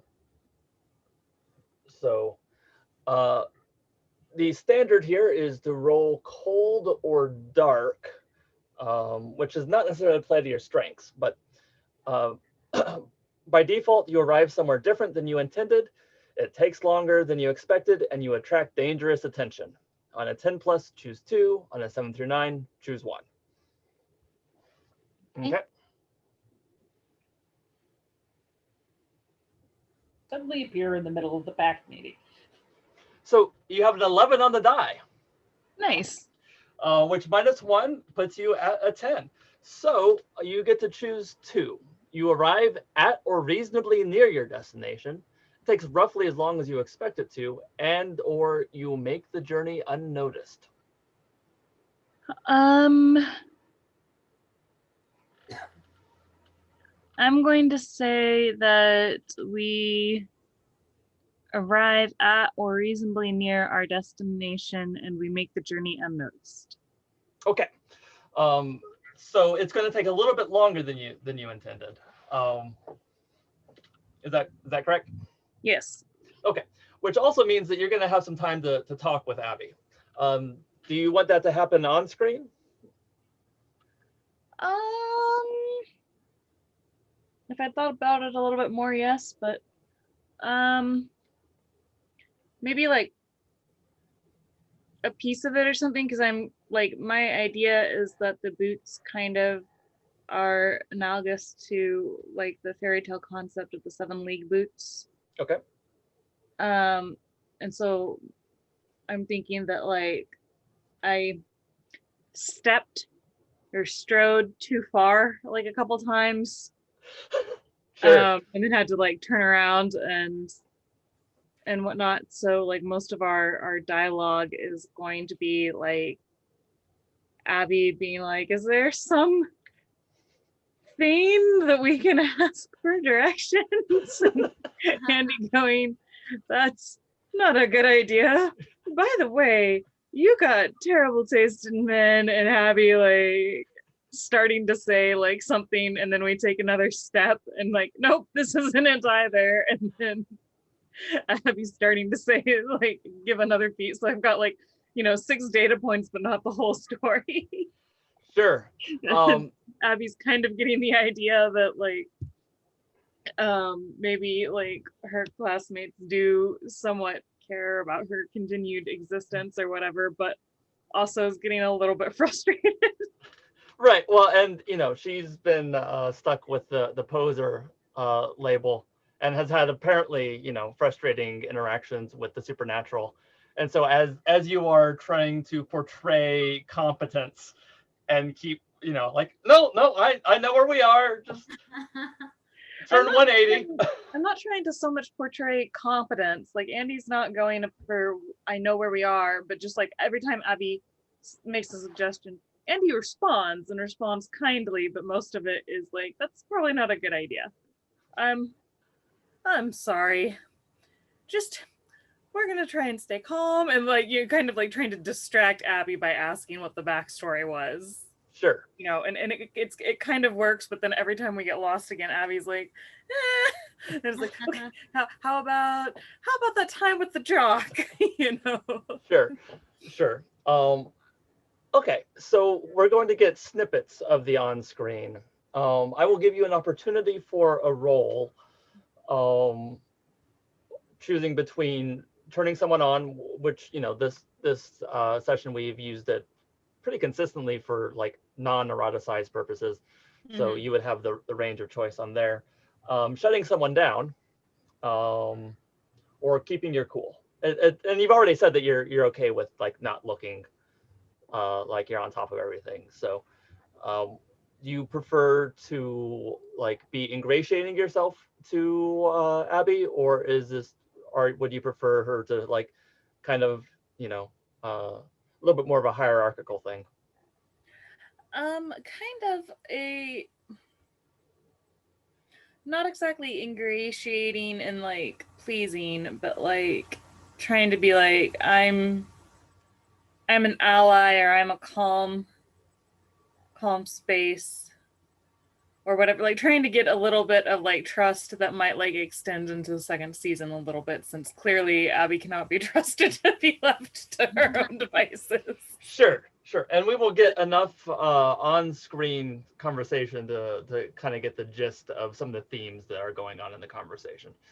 Okay, so turning someone on, generally this is a roll hot. You have a +1, and you have the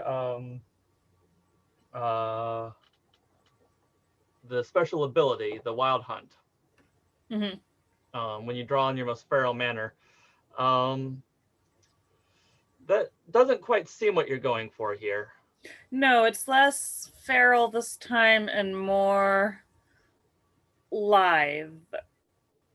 In the terms of like live being very like, smooth movements or smooth energy or smooth, like collected, like moving quickly, but and in multiple directions, but not panicked about.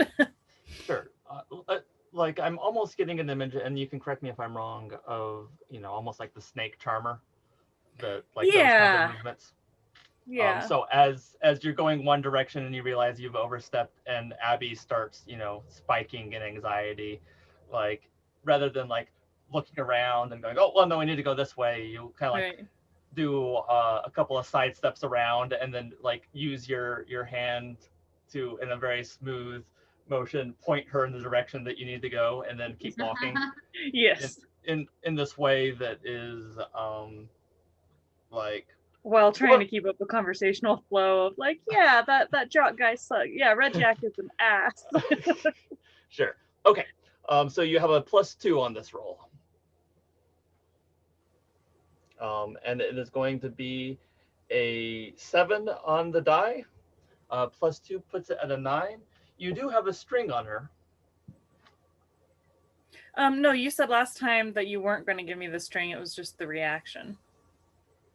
Or are you saying that I just got a string on her? When you take someone into the when you guide them, does that cost you the string? Yeah, it cost me the string. Like I immediately like got a string and then gave it up. Okay, all right, never mind. Yeah.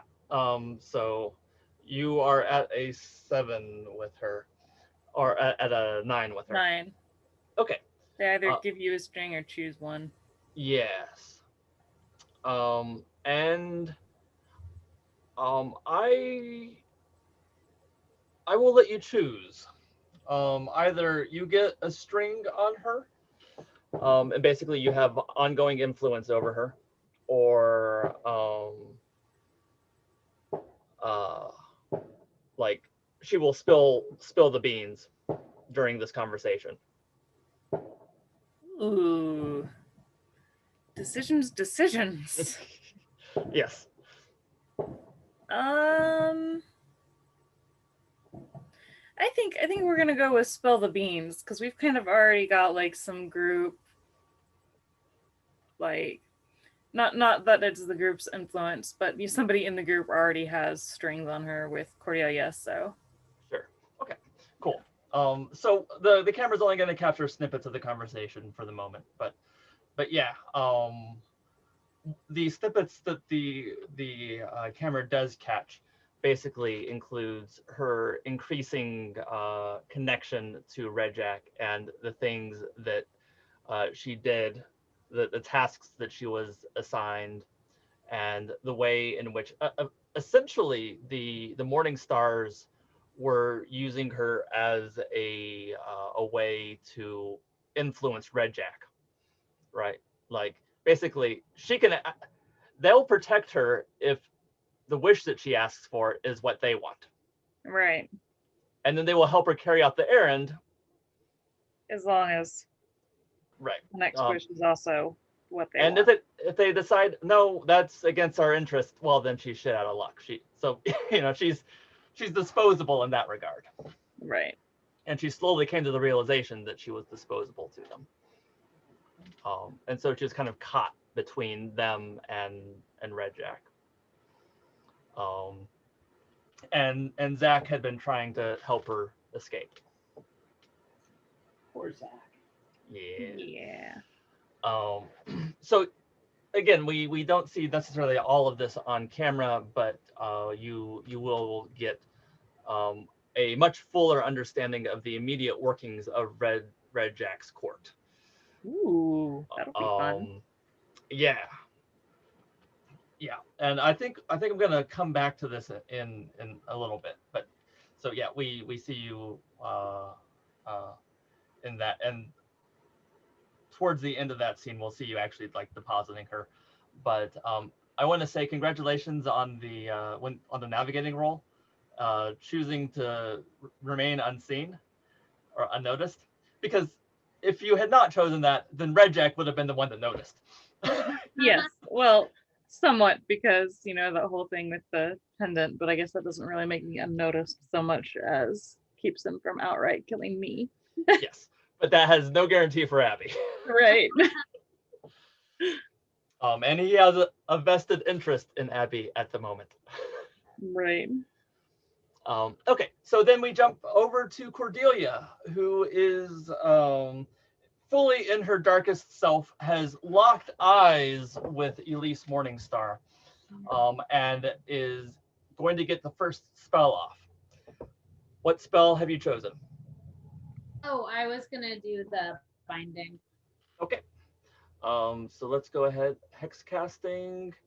Let's see, or meet the target's eyes, enchant in tongues, which is exactly what you're doing. Yeah. On a 10 plus, the hex works. On a 7 through 9, choose one.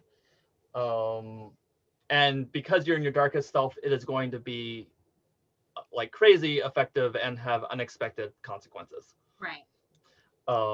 So, and your dark is +2. Yeah.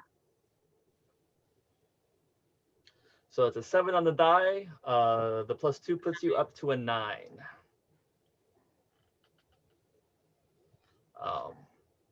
So on a 7 through 9, choose one. One of the options is you suffer 1 harm. The second option is that the hex has weird side effects. And the third option is that you trigger your darkest self. You're already in your darkest self. So that one is off. The hex has weird side effects. That's also already, in play there. So, All right, so 1 harm. You are going to suffer 1 harm. Yeah. Somebody gets wounded. I've drawn blood. Yay. So excited about it.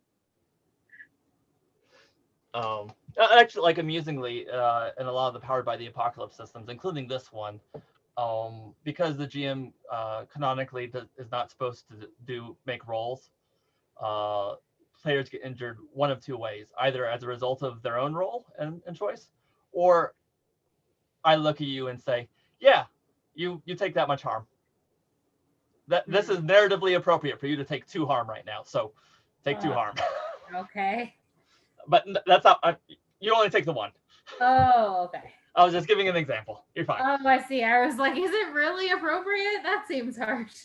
No, it's not. When it comes time for her to do something, maybe. But sure. Let's see. And you were going with binding? Yeah. Okay. The target cannot physically harm others.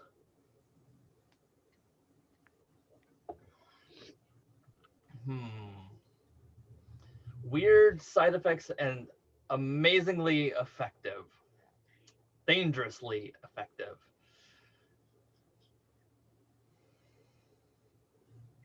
Whatever part of her was most likely to. What was that? I was just like, whatever part of her was most likely to harm others, just like starts necrotizing or something. Just immediately falls off. I don't know. Sure. Actually, yeah, I can kind of go that route. I'm starting to hit the GM fatigue point, so I am open to workshopping that if anybody else has any ideas they want to throw in the pot. Yeah, that was just a random like cartoon image in my head. So it's not if anybody else wants. Yeah. I'm open to how it happens. I'm not really. Okay. So the surprisingly effective thing that's going to happen is that when we say the target cannot physically harm others, the direct interpretation is that, if they physically attack somebody, they just don't hurt them, or they're unable to make that attack. Sure. Elise at this moment is in a leadership position. Right. With goons who are primarily there for physical purposes. Because they are under her authority, that binding will in fact extend to them. I was hoping that's how that was. Yeah. I was really hoping. The weird side effect being that there is this confluence of energy, and she starts like counter chanting, right? And also meeting your eyes. And like one of the reasons why it has that effect is what Andi was describing with like the necrotizing, like that it starts to like kind of wither her a little bit. And part of her counter charm is that she is taking this incredibly high amount of energy that's flowing in her direction and is like dispersing it into the available recipients. So this necrotizing effect that has been put on the table, the goons start withering. To the point that like, and again, like flying in front of you. The wind is whipping around strongly. You both are, her eyes haven't gone black. She's not in her darkest self, but she's also a little bit older than you. And so you are both like in this very, like neither one of you can turn away from the other. And the special effects just flow into her and then out to the other people, to the goons. And like the withering is such that one of them, as they're standing there, like his arm, like there's a sound of his arm breaking, just like so brittle that its own weight is enough to break the bone. Yeah. And as the scene is continuing with you two like going at it, and after that first round, like you get the first spell off, but after that point, like there's more energy coming from you to her than the other way around. But by and large, she starts, like matching speed with you. So it's just this continuing degradation of the goons. And unless you have a specific action that you want to throw in there, like they will basically like collapse and just outright die. Yeah. You're cool with that? Yeah. Okay.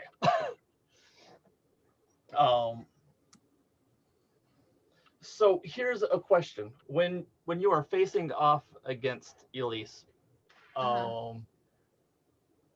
because this is basically a back and forth, I will give you the option of bidding wounds.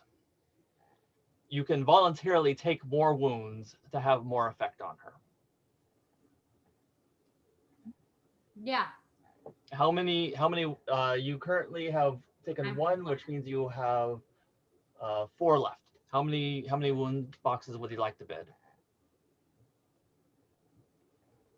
I mean, this is the season finale, so I would take 2 more. 2 more? Yeah. Okay.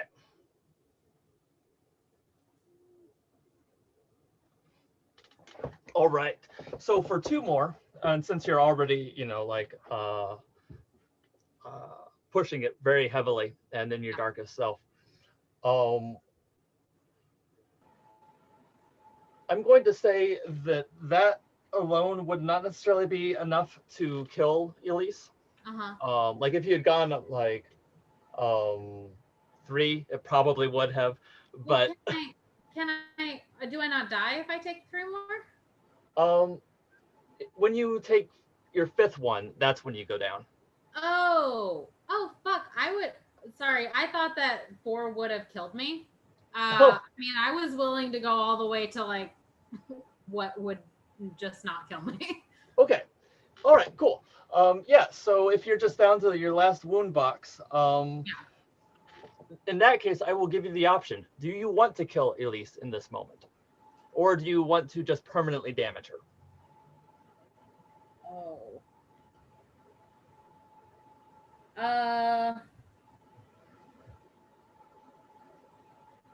How strong is that family rivalry? Well, so if I don't kill her, can I hurt her badly enough that she's no longer a threat? Yeah. Okay. At least not until season 3. Do it.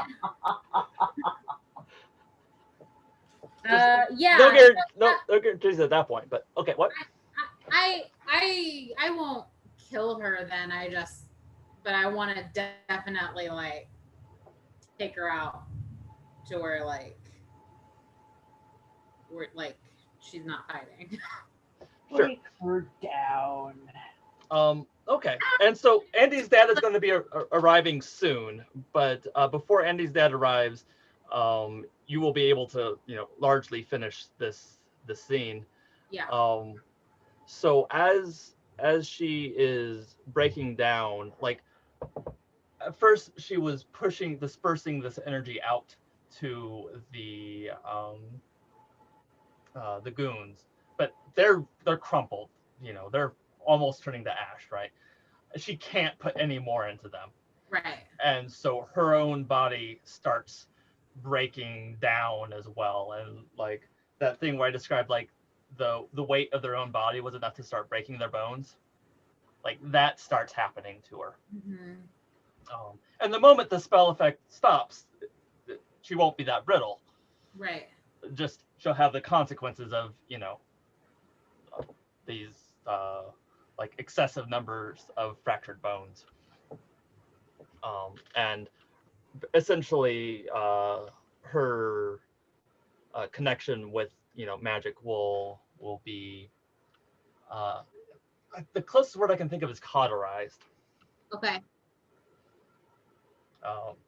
So not necessarily, like I said, season 3 she would probably come back with that fixed, but season 2 Oh. I could have killed her. yes. I want it to be very clear that she knows that I could have killed her. Sure. I want it to be very clear that it was my choice to not kill her. Might I suggest, she's so brittle she might fall down, and if she does, you could stand over her and talk to her. No, you have the opportunity to do that. Like you can explicitly tell her that I'm choosing not to kill you. You could do that with your literal boot on her neck if you wanted. Yeah. And there is nobody in this scene at the moment but you and her, and she is in no position to so you have control over this scenario largely. It can you have a lot of leeway in terms of what it looks like. There will either be a shut them down roll or a turn them on roll, depending on which way you want to influence her. With turn them on again, How far into the dom you want to go? I mean, yeah, You're my bitch now, at least. right.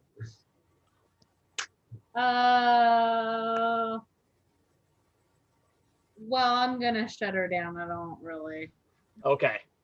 I know it's not sexual, but I'm just having trouble imagining how to. Sure, that's fair. I'm not gonna get her on my team or anything like that, or get her to. I don't know. Okay. Well, but shutting the basically you are taking if this was a board game, you are taking her piece off the board. Right. Yeah. That is fair. And like before, I will let you roll dark on this one. Okay. So it is a 7 on the die And plus 2. A 9. Yep.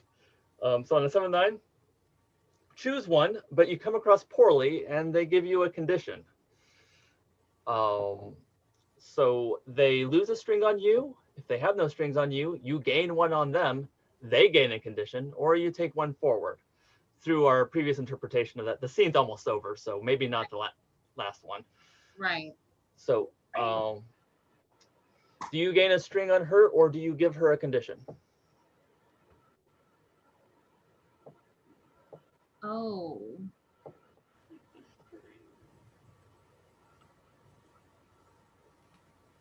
I mean, if it was me, I would think you give her a condition. Like it could be if you give her a condition, the condition could be powerless. Right. Or you could choose something more merciful, like retired, or the word that came to my mind was broken, but that's kind of That's perfect. Oh God. Yeah. Yeah, no, that's good. I mean, you know, again, it is kind of a gamble on season 3, but you know, Right. right now that's totally You measured, and you have been found once. Right. I love it. I love the broken. okay. And the condition that she will put on Cordelia is dangerous. Fuck yeah. Like that seems like a fairly straightforward interpretation of the situation, right?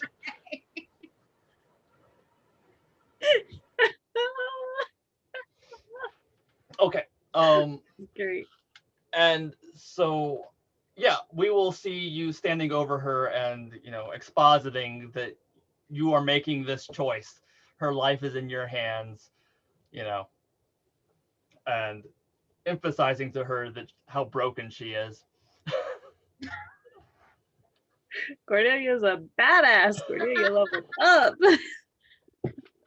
Do you have any like by default the camera will cut away with you standing over her. Do you have anything else that you want to add to that portion of the scene? I don't think so. I guess in my head, I just imagine, does Andy's dad show up like in a car? I guess I imagine Cordelia like standing over Elise and just having that moment of like, yeah, you're broken, like stay down.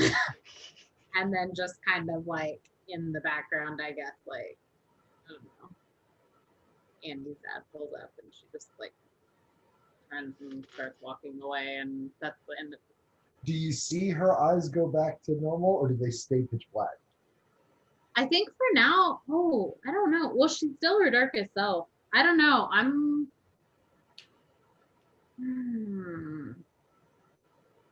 that actually is like a cinematic choice. Yeah. Being in your darkest self doesn't necessarily mean that your eyes are black, but that's just a cinematic extension of it. I don't think she goes back yet. She walks back to the car all witchy with her hair flowing and the fucking dark eyes. I like it. She's I like it. Fucking, she's dangerous. Yeah. Okay. Yes. Maybe a little blood from where, like from her eyes and ears from the damage. Well, I was gonna say she took a lot of harm. Right. So she might have like streams of blood from her nose and ears from that. Maybe even like a teardrop of blood. Oh, I like that. Like a teardrop of blood. Yeah, well, I mean, you're one wound away from, you know, dying, so. Right. Like, and it's all basically internal, right? So. Yeah.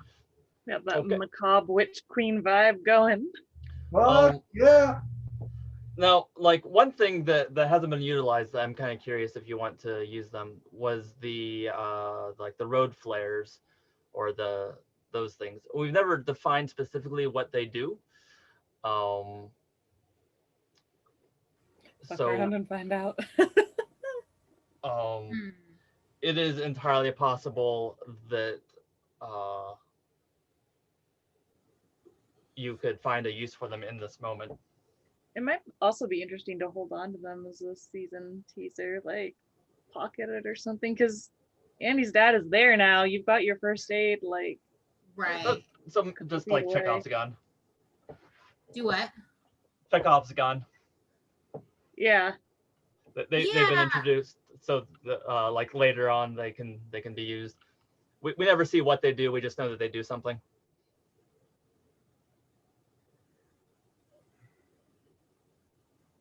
Yeah, and maybe like, I don't know, kind of as she turns and walks away, like sticks it in her back pocket. For later use. Right. And also there's maybe kind of a feel of like, I don't know, she fucking did that on her own, you know? Sure. Like, well, and actually, here's an interesting use for that, for Cordelia's character. You know that Andy's dad gave these to you. uh-huh. So if you can take this home and look at it, Yeah. you know that this is supernatural.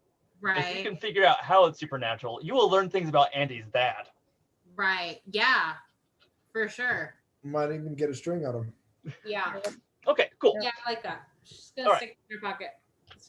Yeah, so the You know what she should do? She should take a hair of off of Elise. Oh, take a sympathetic token off of your lease. Yeah, like, Oh take yes. the hair. Just leave the Broken her. scene with all of the. And this is the threat for later: is I No. have I a strand of your hair. I have the thing. I can always reach you. Oh, that would be. So if it's okay, so if it's a sympathetic token though that I'm taking from her, then I don't want to take a hair. I want to take something meaningful, which is really ruder anyway. That's like Sure. more like bitchy if I like take something off of her that's like seems meaningful. Yeah, that makes sense. Hair is just the more Yeah. like traditional It's a witchy way. traditional right. Yeah. Like, there are two obvious options that go through my mind. One is we've used a lot of jewelry, so a necklace, Right. and there's something dramatic about like pulling the necklace off of her. Yeah. The other is a little bit more like urban arcana, which would be like grabbing her wallet. She's so out of it, she doesn't even react. She's just like, She's so mean too, because then she has to replace her driver's license. yeah, yeah. Hey, That's the ultimate like setting Hey, move. Go to the DMV. Right. Oh, fuck. everything. Well, it's not like, you know, her old photo would be recognizable as her, you know, after this anyway. So There you go. Oh no! So then she'd have to like try and give them enough supporting documents to prove that she's still who she said she is. Just to get a birth certificate. Oh man. so if you went that route, you could, you know, do anything from just taking the entire wallet, or, you know, taking the cash out and the driver's license and leaving the credit cards. Mugger. You're mugging her now.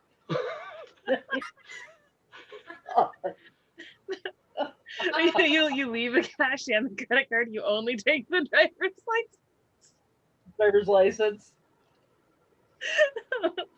You know what?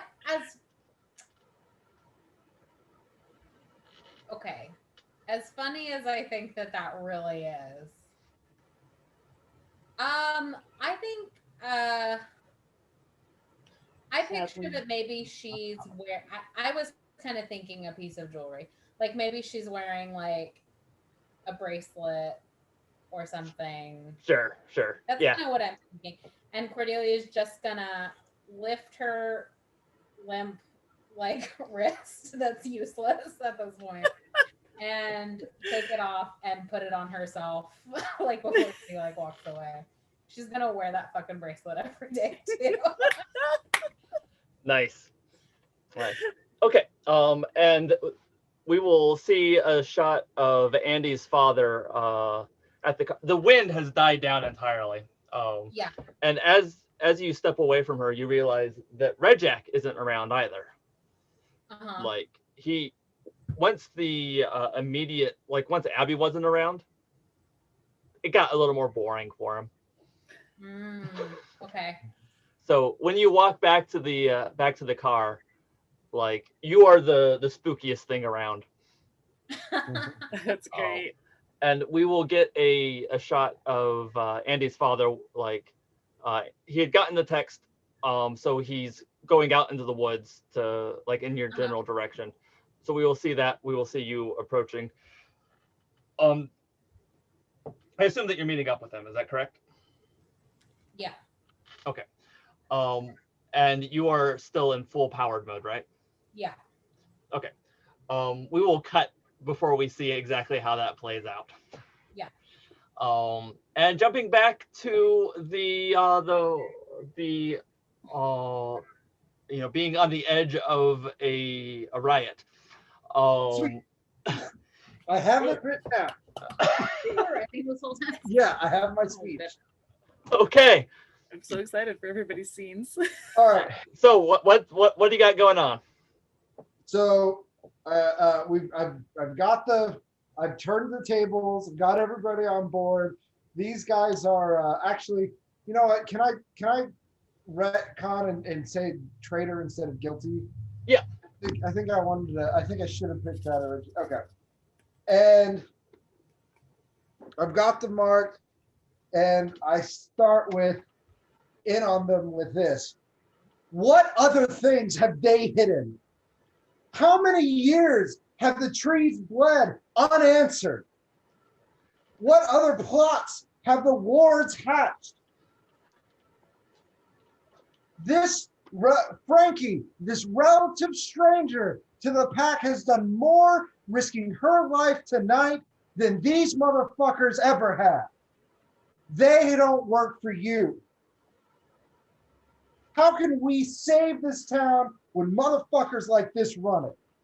We're the pack. We're the guardians. They may call themselves huntsmen, but we know the hunt. It's in our blood, and we live and breathe the feral hunt. We don't need them to hold us back, to put us in our place, to tell us to sit and wait while they fucking find a caller. Red Jack kills another kid, and they tell us to wait. Like to be patient while the wards drink and hypnotize and rape our fucking town. We are not afraid of the monsters in the dark. We are the tooth and the claw. The dark is our home, and we will tear the monsters who come for our town and our people limb from limb. Starting with the traitors right here who took our service and loyalty and repaid our years by holding us back, by using us for their gain and fucking killing one of our own. They will never hold our leash again. Let's show them why they should have feared the pack. Let's let them feel our rage.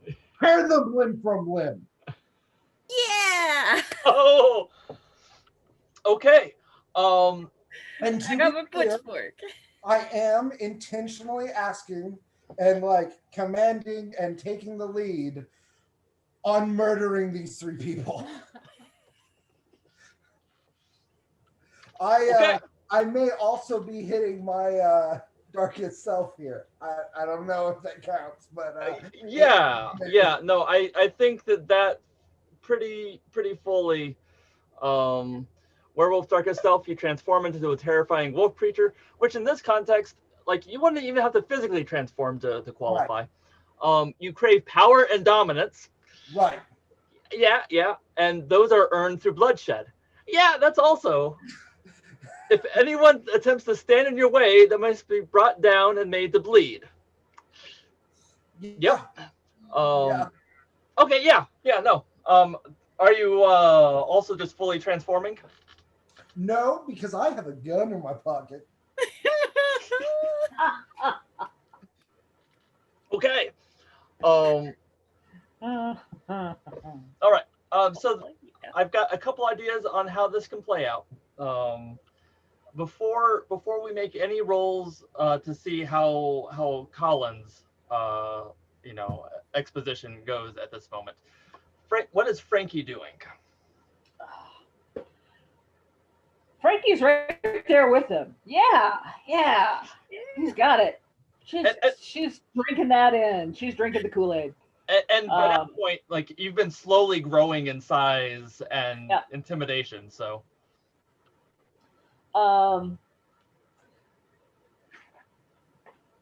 since gosh, jeepers. Frankie has a string on Elric, mm-hmm. who, if I remember correctly, is standing next to Tristram. Yep. Yeah. I'm going to turn to him, lock eyes with him, and say, "Take him." Okay. Frankie, that's perfect. I love you so much. All right. So now that we know what our agents or what our actors are doing, let's get some rolls going on. So what we've been doing for mob control, dark. We're all going dark. And turning someone on, because you are taking advantage of the condition of traitor, you get a +1 on this roll. And we have established that what's the situation under which you you get +4 on cold, or that's +1. Never mind. I get +3 on dark, or I get a 3 on dark right now. Sure. That matters. Is there any way that you can justify the fact like this being a dark roll? I am attempting to get a bunch of werewolves to turn into werewolves and rip Kill people. in from within. This is I'm trying to use their supernatural capabilities as a weapon, and attempting to get them angry enough that they see red and fucking do it. Okay. If this is a dark, I'll let you choose whether it is a volatile roll or a dark roll. If it is a dark roll, you are going to be tapping into something primal that is beyond what you've dealt with before. Sure, and that's hopefully the point. I haven't been a part of the pack. I'd like to feel their pack link. Like I'm like trying to take over without joining. That's not an easy thing to do. Okay, so with a +1 for the condition and a +3 for dark, a total of +4. Let's see how the roll goes. It's a 6 on the die, +4 brings you to a 10 or higher. In a string on the pack, and they choose 1. In this case, they will give themselves to you. Which in this context does not mean an orgy. It means that they, get violent. Okay. And let's see. Frankie, you were wanting to very specifically tell Elric, Elric. take Tristram. Yes. Okay. I will give you a choice, and essentially, I will also, in this case, let you use your dark. I have a chance. But mechanically, do you want this to be a keep your cool or a turn someone on? Oh, the second one. Okay. We're trying to get this crowd all kinds of riled up. So yeah. Sure. Okay. And the condition of traitor also applies here, so you're working with a +3. So a 6 on the die +3 puts you at a 9. Do you have anything that do you have any strings to spend, or? I have a string on Elric. Okay. Do you want to spend it? Yeah. I will Okay. totally use it. Okay. All right. Make it happen. So that puts it at a 10+. So you gain a string on them. And I show him he was right when he labeled me with the condition of trouble. Yeah. And since the GM fatigue is hitting in, and like adding additional nuance to this at this moment might be overkill. I'll go ahead and he gives himself to you. We have a full-on riot with the entire pack just descending on these 3 individuals, and some of the huntsman militia. Like I said, there was a handful of them. Like I think like maybe 5 of them were in the room. 3 of those just run with some werewolves like chasing them. The other 2 try to fight and are going up again like to defend Tristram, and they're dealing. I mentioned something like 20 werewolves in the room, Right. the vast majority of which are going feral at this moment. So yeah. This is the kind of scene that the camera would not be spending a lot of time on the details. But there would probably be a montage, possibly in slow motion. So Caulan, what you mentioned that you weren't transforming, but you had a gun. What's your? while they're taking the others, like I see that they've got Tristram and they've got David. Mhm. I will take the opportunity to look down at the man I've been beating and holding Duke Mhm. Lord. I will I will kind of squat down so that my head is next to his, and the camera will pick up me whispering. Her name was Cindy Caulan. Before I coup de grace him with the pistol. Okay. Very good. And that's actually a tremendously dramatic moment for the cold cut, or for Right. the like straight cut to black. So the montage would of course be a fair amount of carnage. Right. The montage, like every once in a while, just see me staring at the carnage, holding this dude by the hair, and then the ending is her name was Cindy Caulan. Sure. So like Frankie has effectively gotten Elle, and probably like Toddy would have also like helped Elle with like taking on Tristram and David. Oh, come on, focus. There we go. What is Frankie doing during the montage? Are you wading into battle? Are you stepping aside? I think she'll step aside and let the fighters fight.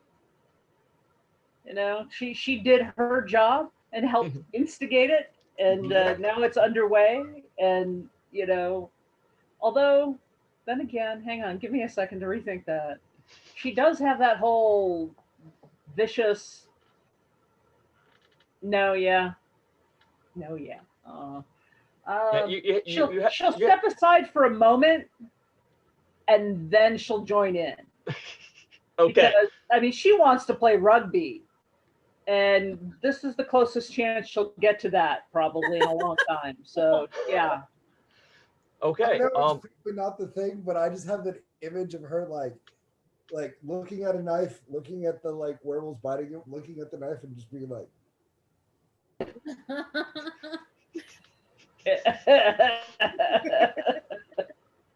All right. So are you activating your the scent of blood ability that you gained? Sure, let's do that. Okay. That sounds like fun. So It's a at this point, it's largely thematic. But add 1 to all rolls against those who have been harmed in this scene already. So if we were going through and rolling combat in this scenario, like you would be quite effective at going around with coup de grace. Very few people will be uninjured by the time you get to them. You will have brutal efficiency, and it is a brutal efficiency that you picked up off of Toddy. So the connection will not be entirely lost. Like in terms of that us and them mentality that that Caulan had been thriving on, or had been building people up on. You're wading into the carnage with all the ferocity that these other werewolves are. This just added to Callan's comments about she's done more than you guys have. Sure. MVP of the riot is Frankie. Sure, and it's a little bit more complicated than that. In that, like, like Tristram has gone on hunts with the pack. Like, there are people that have been in life or death situations with Tristram where Tristram saved their lives. Right? Like, tomorrow, people are going to have mixed feelings about this. Right. Tomorrow. Right. Tomorrow. Not tonight. Tonight, the pack is, is doing its thing.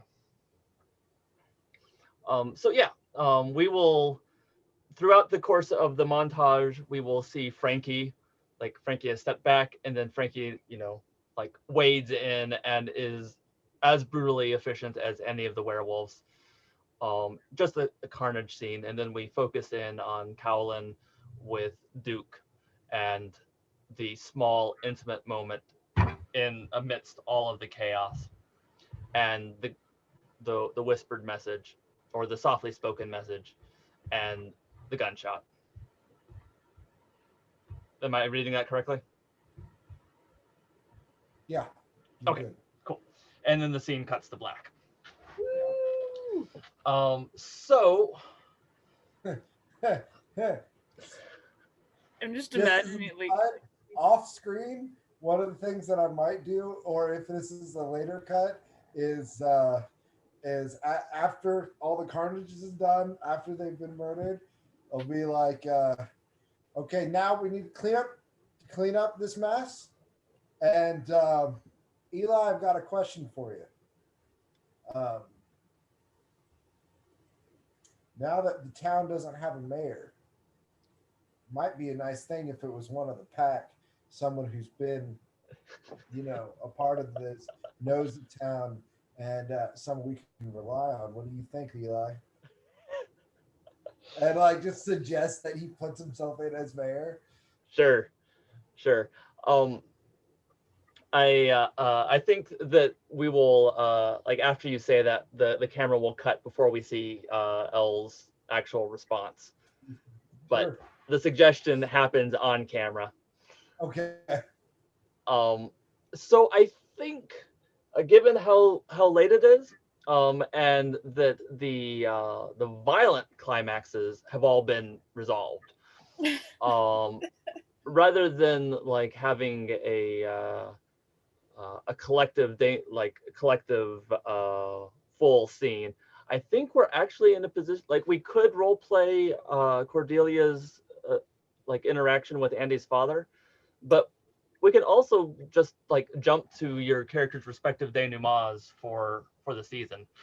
Yeah. And let the like we had a shot where we saw Cordelia completely spooked out and Andy's dad, seeing each other, and then we cut before we see exactly how that plays out, and then we jump to your characters like days, weeks, or months later. Honestly, I think my character got all the resolution. Like, Yeah. there's not a whole lot left for me to do this season. I think that was it. yeah. Sure. But yeah, essentially, I've got one for you. okay.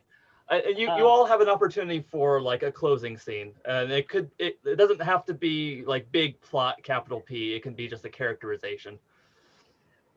There's going to be that snippet where Frankie finally walks into the house at home, and mom and dad are standing there in the middle of a fight or something, and when the door opens, and she's still got the big spooky thing going on, and they kind of turn and look at her, and she's like, "We're going to talk now."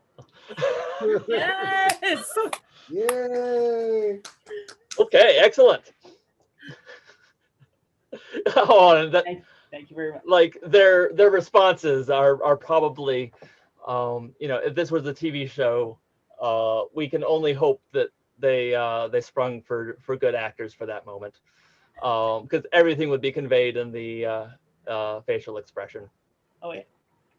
Okay. Does anybody else want to throw a closer scene in for their character? You know what? I just want actually just one like last shot of Cordelia like driving home with Andy's dad. Mm-hmm. Because when they were driving there, she almost lit up a cigarette, but then decided like not to. Like she that almost would what? be- She almost like lit a cigarette earlier when they were riding there, but she felt like that was like not appropriate in that moment. Uh-huh. But like now, I feel like as they're driving back, like in the car, like she doesn't give a fuck. Like she's just got In the passenger seat, just right, reclined, right. lighting up. Yeah. Yeah. This is an awesome callback. Yeah, and I'm like one thing that I want to establish just for that shot, is Cordelia driving or is Andy's father driving? it kind of makes sense for Andy's father too, but also Cordelia is in badass mode, so you know. Driving his car Yeah. with him. Yeah, Well, I actually like that better. okay, cool. With the hand out the window with the cigarette. Right. Yeah. On the way there, like it was his car that Right. that he had let Cordelia drive to Right. get there. Right. And given how badly wounded you are, the assumption would be that he would take over the driving, but you're not in that mode. You're in the mode where you just go straight to the driver's side. Right. On the way back, he is not sitting in the back seat like he was on the way there. He does take shotgun. And you two might or might not have a conversation. It just depends on what kind of mood Cordelia is in. I'm gonna say not. Not okay. Once he figures out enough to establish that Andi is not in danger, Right. because Right. there will be a moment off screen where that conversation happens. Sure. Yeah. And it's not too much of a retcon to say that like Andi had told Cordelia where Andi was taking Abby. Right. So it is reasonable to assume that as long as Andi's father, rolled with the fact that you were in super spooky mode, that like he would be cool with, okay, yeah, if Andi's safe and you're, doing whatever it is you're doing, okay. He will respect your boundaries as you're driving home. I actually kind of like the idea of that Andi had told Cordelia, I'm taking her home, and didn't specify which home. And just having that just little tiny narrative hook for the parental tension or whatever later on. Sure. Dad's not sweating too much because obviously they made a clean getaway and yeah. And here's a question. Does Cordelia, do you want to have a partial scene with Abby? Or do you want that to be off screen or between seasons?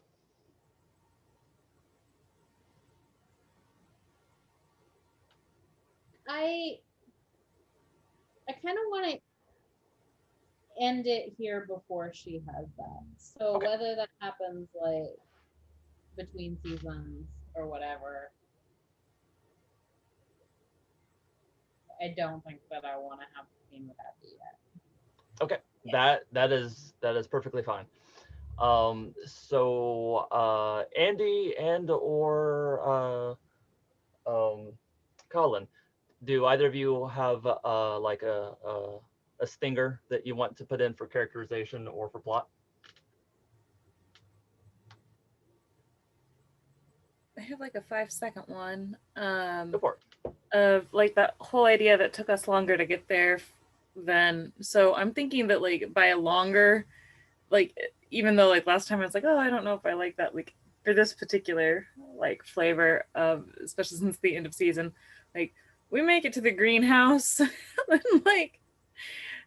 it's mid-morning and clearly I don't know, you're getting lazy Saturday or Sunday vibes or whatever. It is not the it's been more than the one night. Sure. Not that long, but a couple days probably, and we just appeared in the dead stillness of nobody's awake yet on a 9 a.m. Sunday morning. Sure. In the Sure. greenhouse. Oh yeah, no, I dig that. And one thing that I'll put in there is, that you are wearing the boots that your dad gave you, just as a loophole for why he's not necessarily freaking out. Yeah. Well, and Abby's got one of those flash things, so yeah. Who knows what he did when he drew on them, whether or not he can. Yeah. Well, and Mr. Amati, you are technically in his court now, so also the thing that you're wearing, it might not be a magical GPS, but it is something that it is justifiable for your mom, for Andy's mom and Andy's dad to, yeah, Andy's doing the thing. Andy is out there. Andy's coming home. It's fine. Okay, but yeah, I love the image of you two like emerging in the greenhouse like so much later. That works. And having plenty of time to, like, we talked about how you had exchanges as you were going, so you have a lot of wiggle room in terms of your character's relationship with Abby going forward. And so Caulan, do you have anything that you want to close on? That scene that I mentioned, that should be the singer of, Okay. Ordering people in the pack to start cleaning up all the bodies, saying we need to go ahead and make sure that we have all the gear that we need before the investigation starts on any property that are on the wards or Tristan's, and Eli. Seems like there's a vacancy in mayor now. I think one of the pack might be, especially someone who's got as many years as you, would be a good candidate, don't you think? And which is kind of funny to me is like I'm taking control of the pack by ordering people around, clearing up for tomorrow's gonna come, but here's my suggestion. Why don't you have a piece of power over the town, and then we all can win? Sure. To Okay. the other power broker in the room. So Cool. That works. So yeah, that counts as the denouement scene. You have all gotten your little stingers, and we will call that the end of the season finale. Yeah. I don't have any stingers to throw in on my end. If this were a written series that had direct plans for the season 2, I would probably include some sort of implication in there, but we will probably retcon that and pretend that it happened. sure. Okay, excellent. Well, I'm going to go ahead and stop the recording there. It has been a wonderful campaign. I have thoroughly enjoyed all of the characterization and focus that you guys have brought to the table on this. It's been really, really fun. Thank you very much. Yes. Thank Been you. We've been great. having a great time. Yes. 12 out of 10 would campaign season 2, absolutely. Excellent. Yeah, totally. I feel like the second one might be the hunt for Red Jack. Yeah. And I totally have ideas. Like I'm here in my head being like, Amadi owes me a favor. Maybe I can take that favor he offered and turn it into joining forces to hunt down and kill Red Jack's thing. Like I just really love the idea that that's the overarching goal of season 2. Anyways, Yeah. just thought. Yeah. All right. I think we like in a couple weeks we should all have like a barbecue or something and like football. I'm going to go ahead and stop the recording. We can talk details in a sec. Oh, I thought you were